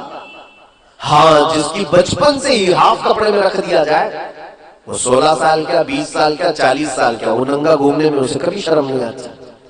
اس یہودی حکیم نے کہا، اے لوگوں، مسلمان بچیاں اس لیے ننگی نہیں ہو پا رہی ہیں آج تک ہمارے پلان کے مطابق کہ ان کے گھروں میں ان کے ماں باپ ان کو فل کپڑے پہنا کر کے رکھتے ہیں، بچیوں کو دوپٹے اڑواتے ہیں، اسکارف پہناتے ہیں، جس کی وجہ سے 16 سال کی عمر میں ان پر تم محنت کرتے ہو، یہ ننگی نہیں ہو پاتی۔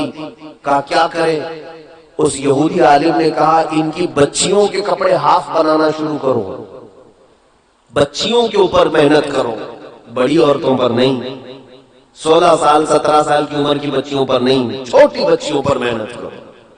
میں نے یہ ایک عبارت پڑھی تھی، اس کے بعد آج تک میں دیکھ رہا ہوں مارکیٹ میں جب ہم لباس خریدنے کے لیے جاتے ہیں اپنی چھوٹی بچیوں کے، بہت کم ایسا لباس ملتا ہے جس میں فل سلیوز ہوتے ہیں، ہاف کپڑے کے بچیوں کو ہم سب پہنا رہے کہ نہیں پہنا رہے۔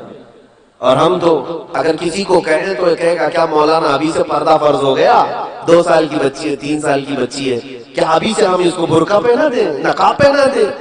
میاں، نقاب اور برقعے کی بات میں نہیں کر رہا ہوں، انجانے میں ہم اس کو ننگا بنانے کی عادت ڈال رہے ہیں، آج ہی سے ہم اس کو ننگا رہنے کی عادت ڈال رہے ہیں۔ یہ ہمارا نہیں میرے عزیزوں، 150 سال پہلے کی یہودی عالم نے، حاخام نے، اپنے یہودیوں کو کہا تھا کہ مسلمان بچیوں کو اگر ننگا کرنا ہے تو ان کی بچیوں کے کپڑے ہاف بناؤ۔ جاؤ آج مارکیٹ میں دیکھ لینا، آپ مارکیٹ میں دیکھو آج کپڑے تو ایسے ہم پہنا رہے ہیں۔ اکثر مسلمانوں کو ہم نے دیکھا کہ وہ دکان میں جا کر کے یہ پوچھتے ہیں کہ ویسٹرن سٹائل کے کپڑے چاہیے بچیوں کے لیے، اور ان کے لیے الگ سے کپڑے دکان والے دیتے بھی ہیں کہ اسکرٹ ہونی چاہیے چھوٹا سا، اور بچیوں کو کندھے شولڈر دکھ رہے ہوں، ان کے جسم کے اعضاء ظاہر ہو رہے ہوں۔ اور وہ بچی جوان جب ہوتی ہے تو فل کپڑوں میں اپنے آپ کو انکمفرٹیبل محسوس کرتی ہے۔ اگر اس کو اچانک برقع پہنا کے دے، کیا مجھے قید کر رہے ہو، بچپن سے تمہیں چھوٹے چھوٹے کپڑے پہنتی تھی، ابھی تم اسکارف ڈالو گے، دوپٹہ ڈالو گے، کیا کیا ڈالو گے میرے اوپر، جھلاتی۔ اور ان بچیوں کو ہم نے دیکھا ہے جن کی بچپن سے ہم نے تربیت اچھے ماحول میں رکھی، وہ بڑی ہونے کے وقت میاں ایسا ہے کہ وہ دوپٹے اپنے پورے جسموں پر ڈال کر کے رکھتی ہیں، صرف سر پر نہیں بلکہ کوئی حصہ ان کا جھلکنے نہیں دیتی، وہ حیا بہت زیادہ ہوتی ہے۔ اس پلان کے ہم شکار ہو گئے ہیں، ہمارے لباس میں بے ترتیبی جو آئی ہے یہی دجالی منصوبوں کے تحت ہوا ہے۔ یہود جو پوری دنیا کو بے آبرو، ایک ایسی قوم دیکھنا چاہتے ہیں جو خدا سے دور ہو، اللہ تعالیٰ نے جو کہا ہے اس کا مخالف ہے، رسول جو چاہتے ہیں اس کے خلاف، اس مشن کے تحت ایک دو نہیں میرے عزیزوں، ہزاروں کام ہو گئے، گنانے کے لیے میرے پاس اتنا وقت نہیں ہے۔ شارٹ میں چلوں، اگر کپڑوں کو دیکھا جائے تو ہمارے کپڑے چھین لیے گئے، لباس بدل دیا گیا۔ ہر نوجوان بچہ آج ہمارا یہ چاہتا ہے کہ مجھے ویسٹرن سٹائل کے کپڑے چاہیے، ہیئر سٹائل مجھے کسی ایکٹر کا چاہیے، لڑکیاں چاہتی ہیں کہ وہ ہیروئن بن جائے، ایکٹریس کے لباس چاہیے، ایکٹریس کے ہمیں جانتے ہو یہ پورے ایکٹر اور ایکٹریس پر لاکھوں ڈالر کے لاگت پہ خرچ کیا جاتا ہے۔ کون خرچہ کرتا ہے؟ ان کے اوپر پورے جیوز یہودی خرچ کرتے ہیں کہ یہ سٹار ہے، یہ ماڈل ہے، ان کو کپڑے پہناؤ اور پوری دنیا کو دکھاؤ، ان کے ذریعے سے پوری دنیا وہی کپڑے پہنے گی جو یہ پہنے گی۔ آپ کو معلوم نہیں ہے بڑے بڑے سٹار ایلومیناتی ہیں، اب تو وہ اعلان کر رہے ہیں ہم ایلومیناتی ہیں۔ ایلومیناتی یہ یہودیوں کی تنظیم ہے جو صرف اسی مشن پر کام کرتی ہے کہ وہ سٹار بن کر کے لوگوں کو اپنی طرف راغب کرے۔ میرے عزیزو، ایک وقت ایسا آئے گا کہ اگر سب کے سامنے کچرا کھائیں گے تو ان کے فین ایسے ہیں وہ کچرا بھی کھا لیں گے، ان کو نشے کے عادی بنا دیں گے۔ ان پر بڑی لاگت کا خرچہ ہوتا ہے سٹارز پر کہ پوری دنیا کے ماحول کو یہ چینج کرنے والے ہیں۔ یو کے، یو ایس اے، یہاں پر سب ایکٹر اور ایکٹریس نہیں، وہاں پر سنگرز جو ہے ان کی بڑی ویلیو ہے۔ کوئی بڑا سنگر ہو اس پر لاکھوں خرچ کیا جاتا ہے۔ فٹ بال پلیئرز جتنے ہیں ان کے اوپر بہت ڈالر کے خرچ ہوتے ہیں کیونکہ ان کے لاکھوں کی تعداد میں فینس ہوتے ہیں، ان کو دیکھنے والی ایک بڑی دنیا ہوتی ہے۔ آپ دیکھیں کسی بھی ایکٹر کی آپ ہسٹری نکال کر کے دیکھیں، اس کے فالوورز کتنے ملینز میں ہیں، کسی کے بلین میں ہیں۔ ایک وہ عمل کرے گا تو پورے ملین لوگ اس کے فالوورز عمل کرنے لگ جائیں گے۔ یہودیوں نے بہت آسانی سے اپنے معاملات دوسروں تک پہنچانے کے لیے پوری دنیا کے کریم طبقے کو چوائس کیا ہے۔ یہ تھے لباس کی بات، اور جب انہوں نے یہ پڑھا ہے حدیثوں میں، ایک بات یاد رکھیں کہ ہم سے زیادہ حدیثیں وہ پڑھتے ہیں۔ یہ قرآن کے حافظ ہوتے ہیں، محدث بھی ہوتے ہیں، مفسر بھی ہوتے ہیں۔ آج مصر میں کتنے تو ایسے ہیں جن کو مستشرق کہا جاتا ہے، یعنی اورینٹلائز۔ یہ لوگ یہودی ہیں اور اسلامی تعلیمات کے ماہر ہوتے ہیں، یونیورسٹی میں پڑھا رہے ہیں۔ کائرو یونیورسٹی میں میری خود ملاقات تھی ایک ڈاکٹر جو اسلامی شریعت کی کتابیں پڑھاتا ہے، یہودی عالم، یہ ہم سے زیادہ پڑھتے ہیں۔ جب انہوں نے یہ پڑھا کہ مسلمان سب سے زیادہ ان کا لگاؤ اللہ اس کے رسول سے ہے، کم ہونے کے لیے مین چیز کیا ہے تو رزق ہے۔ ہمارا سارا معاملہ رزق پر چلتا ہے۔ اگر رزق اچھا ہے تو دعائیں بھی پہنچتی ہیں، عبادتیں بھی پہنچتی ہیں، اور رزق خراب ہو گیا تو سارا ہمارا کنیکشن کٹ گیا، ختم ہو گیا۔ ہماری دعائیں اجابت سے نہیں ٹکراتی، ہماری عبادتیں قبول نہیں ہوتی۔ تو رزق پر ایسا عمل کیا گیا ہے، ایسا کہ پوری دنیا میں آج دیکھیں چند سالوں کے بعد حلال کھانا ہمارے لیے مشکل ہو جائے گا۔ حلال کھانا مشکل ہے، بہت کم ایسے لوگ ہیں جو بچ پائے ہیں حرام سے، ورنہ تو پورا ایک طبقہ، عرب والے تو پورے کے پورے مبتلا ہیں۔ ان کے گھر گھر پر KFC اور میکڈونلڈ سب ہوئے، نہ جانے کتنی ایسی فوڈ کی کمپنیاں پہنچی ہوئی۔ کئی ایسی کمپنیاں ہیں جو پورک بناتی ہیں، کئی ایسی کمپنیاں ہیں جو علل اعلان بیچتی ہیں کہ ہمارے ہاں خنزیر کا گوشت بکتا ہے۔ خود ممبئی میں ایک مسلمان پیزا کا ایک ہوٹل چلاتا ہے، مسلمان ہے، اس کے پاس دونوں سیکشن ہیں، پیزا نان ویج اور ویج کا۔ نان ویج کے پیزے میں اس نے خنزیر کا گوشت ملا کر کے بیچتا ہے اور اس سے سوال بھی کیا گیا تو کہتا ہے یہ تو آپ کی چوائس ہے، چاہے تو آپ کھائیں نہیں تو نہ کھائیں، میں زبردستی تھوڑی نہ بیچ رہا ہوں۔ میرے عزیزوں، کھانے کی چیزوں کو اتنا بدل دیا گیا، اسی لیے میں کہتا ہوں اپنا ٹیسٹ بدل لو۔ بہت زیادہ زبان کو لذتوں کا عادی مت بنانا، ورنہ حرام چلا جائے گا پیٹ میں۔ اور پھر ہمارے ہندوستان میں کیا چھوڑا گیا؟ ہر اناج کو، ہر چیز کو کبھی گائے کا پیشاب ملا کر کے، کبھی پتہ نہیں کیا کیا ملا کر کے۔ کمپنیاں نہیں آئی ہمارے ہاں، کوئی چاکلیٹ نہیں چھوڑا انہوں نے حرام چیزوں کے ملانے سے کہ بچے چاکلیٹ کھائیں اور اس میں پتہ نہیں کن کن جانوروں کی چربیاں ملائی گئی۔ ہزار یہ کہتے ہیں کہ حلال ہے حلال ہے، لیکن ان کی نیت میں کھوٹ ہے۔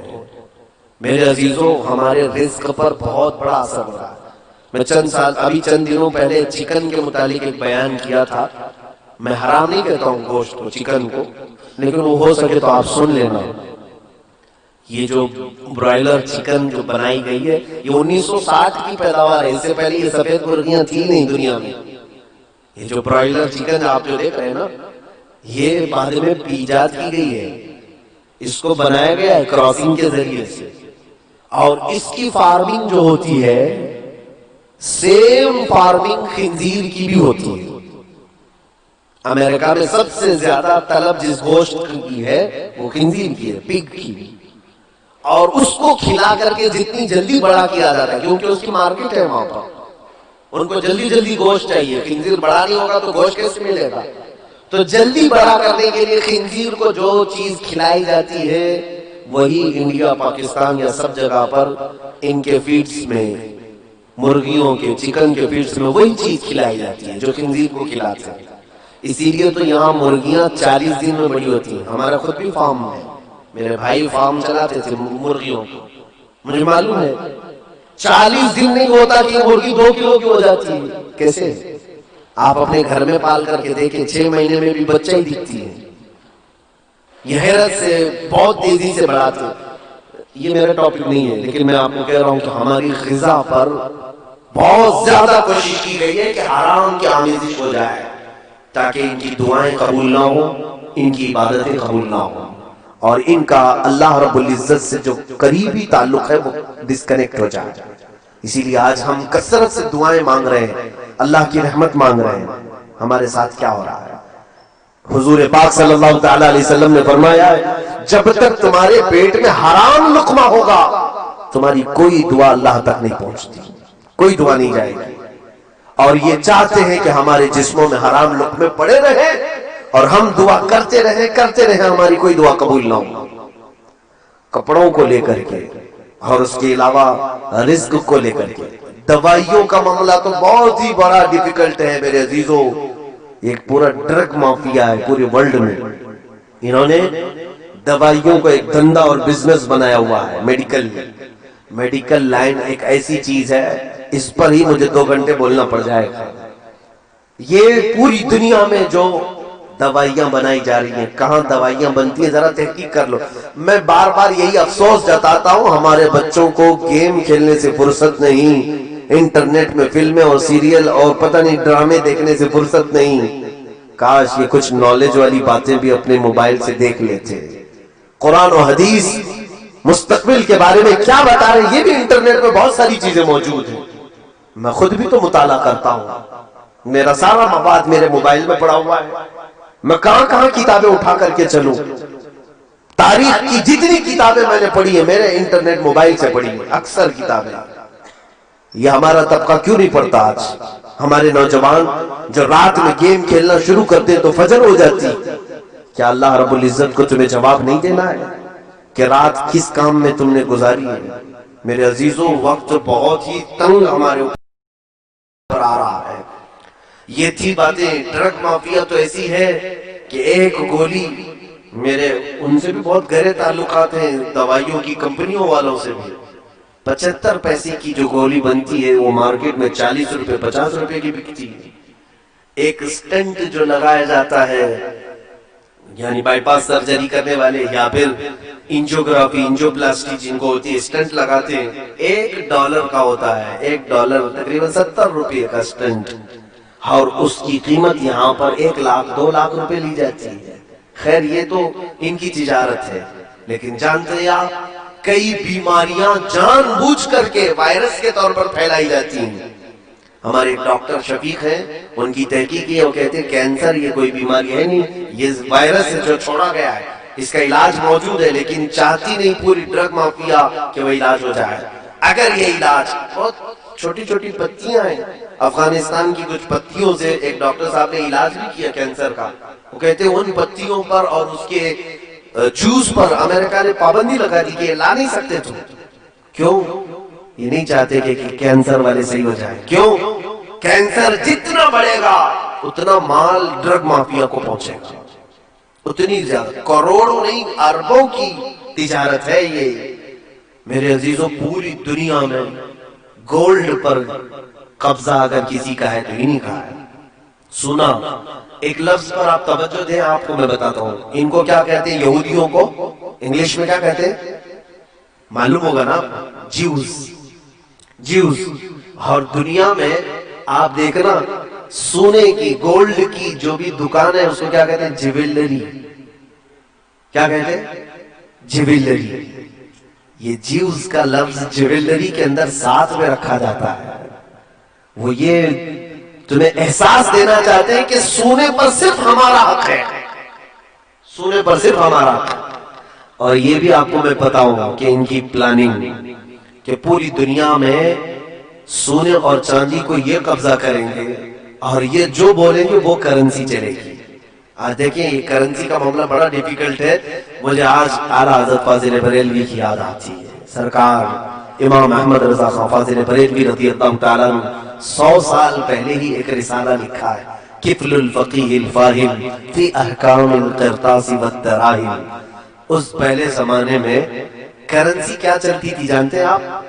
سونے کے سکے, چاندی کے سکے. توجہ چاہوں گا, سونے کے سکے, چاندی کے سکے. سونے کے سکوں کو دینار کہتے تھے اور چاندی کے سکوں کو درہم کہتے تھے. درہم اور دینار چلتے تھے پہلے. اب سنیے گا, سونے کا ایک سکہ ہے اور چاندی کا ایک سکہ ہے, اس کی اپنی ایک ویلیو ہے کہ نہیں ہے؟ وہ سونے کا ہے میاں.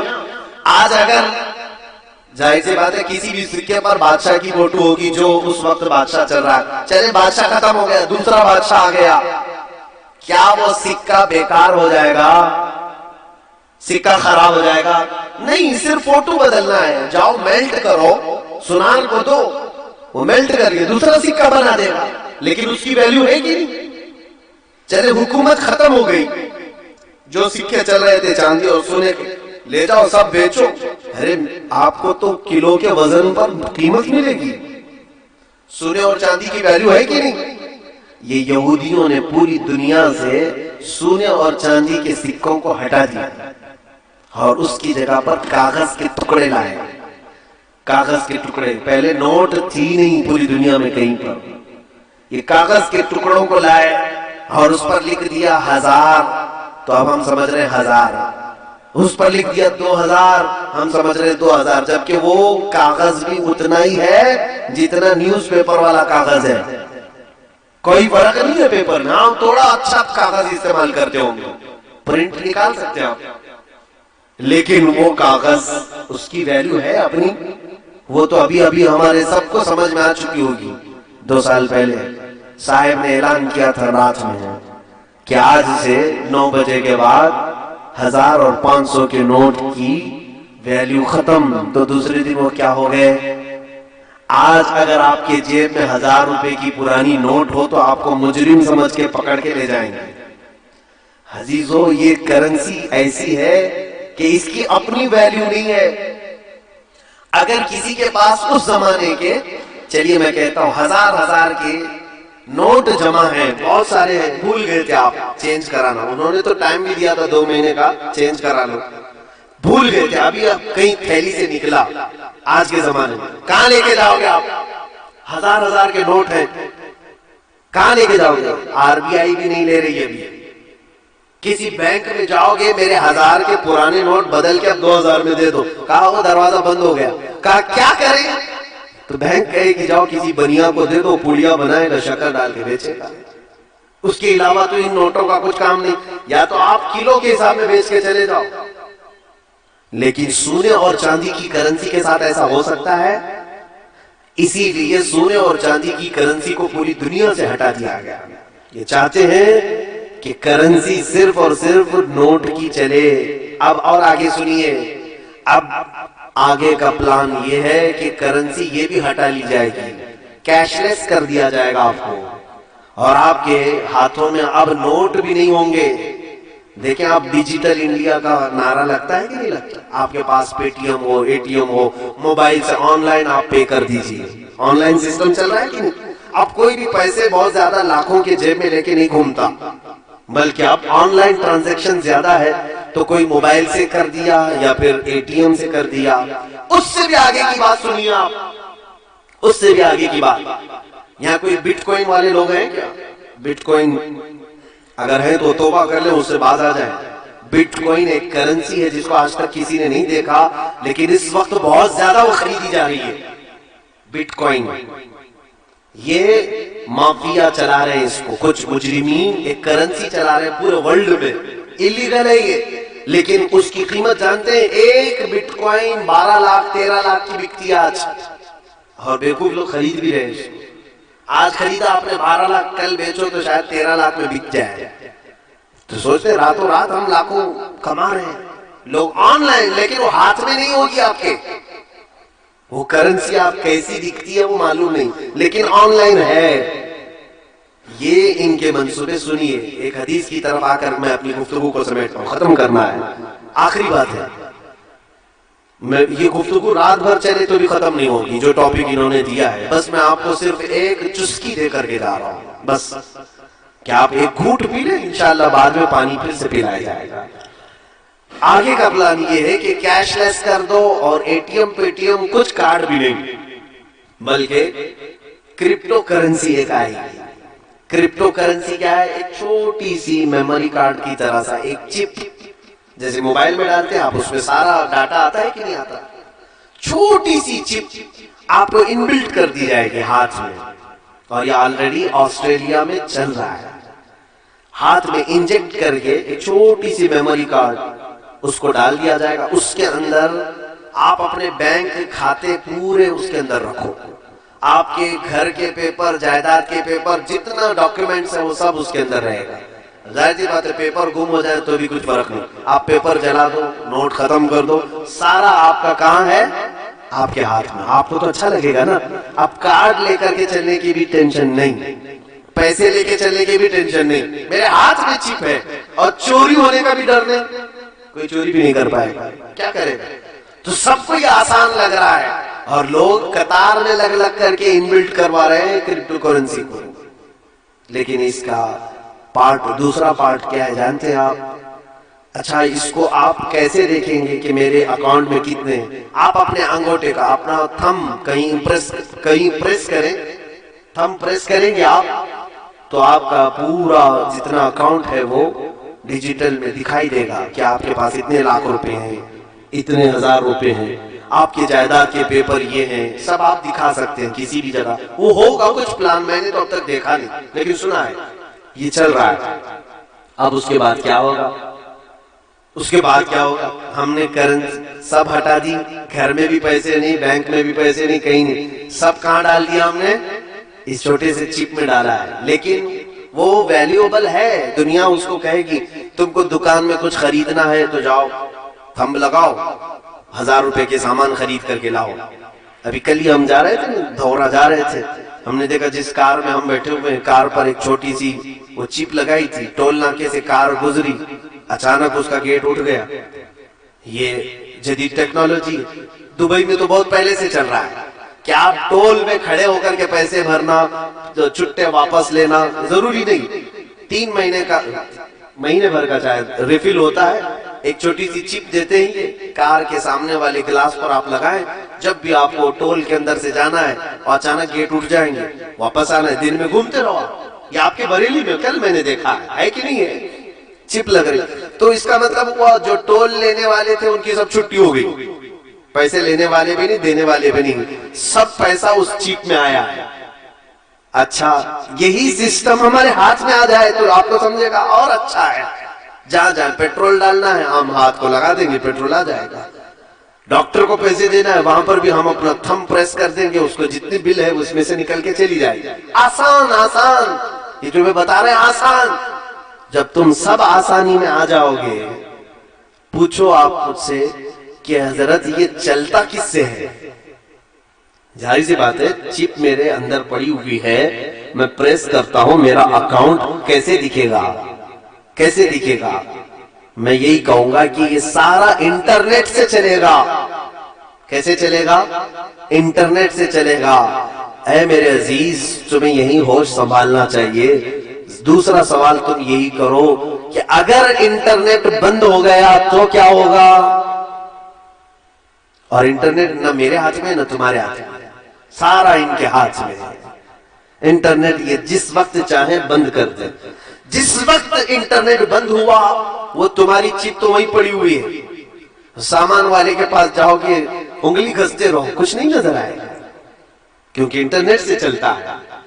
آج بھی آن لائن ٹرانزیکشن کا جو نقصان کشمیر میں ہوا ان کشمیریوں سے پوچھو.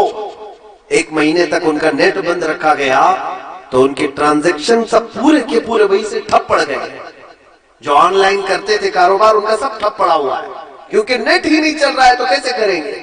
پیسہ تو اکاؤنٹ میں ہے لیکن وہ دیکھ نہیں سکتے. میرے موبائل میں ایپ ہے, اپلیکیشن بینک کا, میں ڈائریکٹ کھول کر کے دیکھ سکتا ہوں کہ میرے اکاؤنٹ میں کتنے پیسے. لیکن میرے عزیزوں کب دیکھ سکتا ہوں؟ جب میرے موبائل میں انٹرنیٹ اوپن ہے تو. اگر انٹرنیٹ بند ہے تو میں موبائل لے کر کے دن بھر پھروں مجھے پتا نہیں ہوگا میرے بینک میں کتنے پیسے ہیں. صحیح بات ہے کہ نہیں ہے؟ تو آپ کو ڈیجیٹل لائف میں لایا جائے گا اور کرپٹو کرنسی کے نام پر ایک وقت ایسا آئے گا. وہ حدیث کی طرف میں لے چلتا ہوں. میرے آقا صلی اللہ علیہ وسلم نے فرمایا کہ میری امت پر ایک وقت ایسا آئے گا کہ لوگ قحط میں پڑ جائیں گے, بھوک مری کے شکار ہو جائیں گے, یہاں تک کہ وہ غریبی اور مفلسی میں ایک دوسرے کا گوشت کھانے کی کوشش کریں گے, ایک دوسرے کا خون پینے کی کوشش کریں گے. کیسے؟ یہ وقت آئے گا جب آپ خرید نہیں سکتے, بیچ نہیں سکتے, کچھ نہیں کر سکتے. گھر میں بھوکا تو نہیں مرے گا آدمی, ساری چیزیں ختم کر دی جائیں گی. تب پھر آدمی ایک دوسرے پر جھپٹ پڑے گا, قتل کرنے کی کوشش کرے گا, انسان انسان کا گوشت کھانے کی کوشش کرے گا. ان تمام چیزوں کی طرف اگر کوئی لانے کی کوشش کر رہا ہے تو یہی دجالی جو تنظیمیں ہیں. میرے عزیزوں یہ ٹاپک چھوٹا نہیں ہے, بہت طویل ہے. پھر کسی دوسرے وقت پر میں ضرور حاضر ہو کر عرض کرنے کی کوشش کروں گا. جو کچھ بیان ہوا وہ آغاز باب تھا. آج یہ کہنا مناسب ہوگا جو کچھ بھی بیان ہوا وہ آغاز باب تھا, لیکن میں انٹلیکچوئل طبقے کو یہ ضرور کہنا چاہوں گا تم الرٹ رہو, تم حدیثوں کو پڑھو. اللہ کے نبی صلی اللہ تعالی علیہ وسلم نے ہر بڑے حادثے سے تمہیں پہلے ہی بتا دیا ہے کہ کیا ہونا ہے, لیکن صرف حادثے نہیں بتائے کہ قیامت آ جائے گی, دجال آ جائے گا, یاجوج ماجوج آ جائیں گے, بلکہ حدیثوں میں تم یہ پڑھو حضور نے ان سے بچنے کے طریقے بھی بتائے ہیں.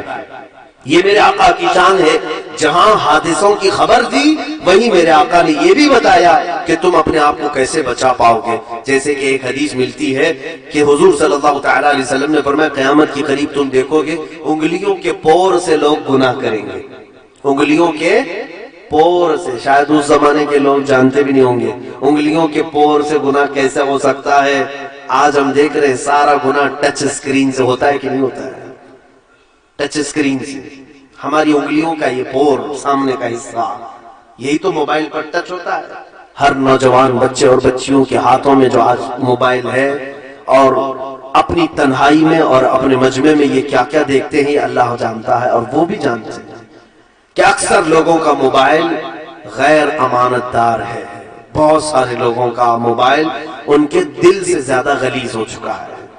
میرے عزیزوں یہ ہم انگلیوں سے اتنے گناہ کر رہے ہیں جتنی ہماری شرمگاہ بھی اتنے گناہ نہیں کرتی جتنا ہماری انگلیاں گناہ کر رہی ہیں. جتنی مرتبہ تم نامحرم عورتوں پر ٹچ کرتے جاؤ گے اتنے زنا کی گناہ بڑھتے جائیں گے. کیونکہ حدیث میں ہے العین تزنی, آنکھ بھی زنا کرتی ہے, انگلی بھی زنا کرتی ہے. پتہ نہیں ہماری انگلیاں کتنی بار زنا کرتی ہیں. تو حضور نے جو فرمایا تھا کہ تم دیکھنا انگلیوں کے پور سے گناہ کیا جائے گا. میں یہی تو کہہ رہا تھا کہ حضور نے ڈرایا ہے آنے والی چیزوں سے تو علاج بھی بتایا ہے. صحابہ نے پوچھا یا رسول اللہ صلی اللہ علیہ وسلم جب انگلیوں کے پور سے گناہ ہونے لگے تب ہم کیا کریں؟ سنو ہم سب کے لیے, اے بچوں جوانوں سب لوگ, حضور نے 1400 سال پہلے فرمایا, ارشاد فرماتے جب انگلیوں کے پور سے گناہ ہونے لگے علیکن بالحسات, عورتوں کو حضور نے ڈرایا تھا. فرماتے تم اپنے ان انگلیوں میں تسبیح گھمانا شروع کر دو, ان انگلیوں میں تسبیح گھمانا شروع کر دو. جب تمہاری انگلیاں تسبیح کی عاشق بن جائیں گی تو تمہاری ان انگلیوں کو اللہ تعالیٰ گناہ سے بچا لے گا. وآخر دعوانا الحمدللہ رب العالمین. السلام علیکم. الحمدللہ بہت ہی تحقیقی گفتگو سے حضرت ہمیں نواز رہے تھے, اور ایسا لگتا تھا کہ مانو یہ کہہ رہے ہوں کہ اپنی مٹی پہ ہی چلنے کا سلیقہ سیکھو، سنگ مرمر پہ چلو گے تو پھسل جاؤ گے۔ اور اس مایوسی کے دور میں گویا کہ ہمیں یہ پیغام دے رہے تھے کہ تم ہو ایک زندہ و جاوید روایت کے چراغ، تم کوئی شام کا سورج ہو جو ڈھل جاؤ گے، تم ہو ایک زندہ و جاوید روایت کے چراغ، تم کوئی شام کا سورج ہو کے ڈھل جاؤ گے۔ میں آپ تمام سامعین کا شکریہ ادا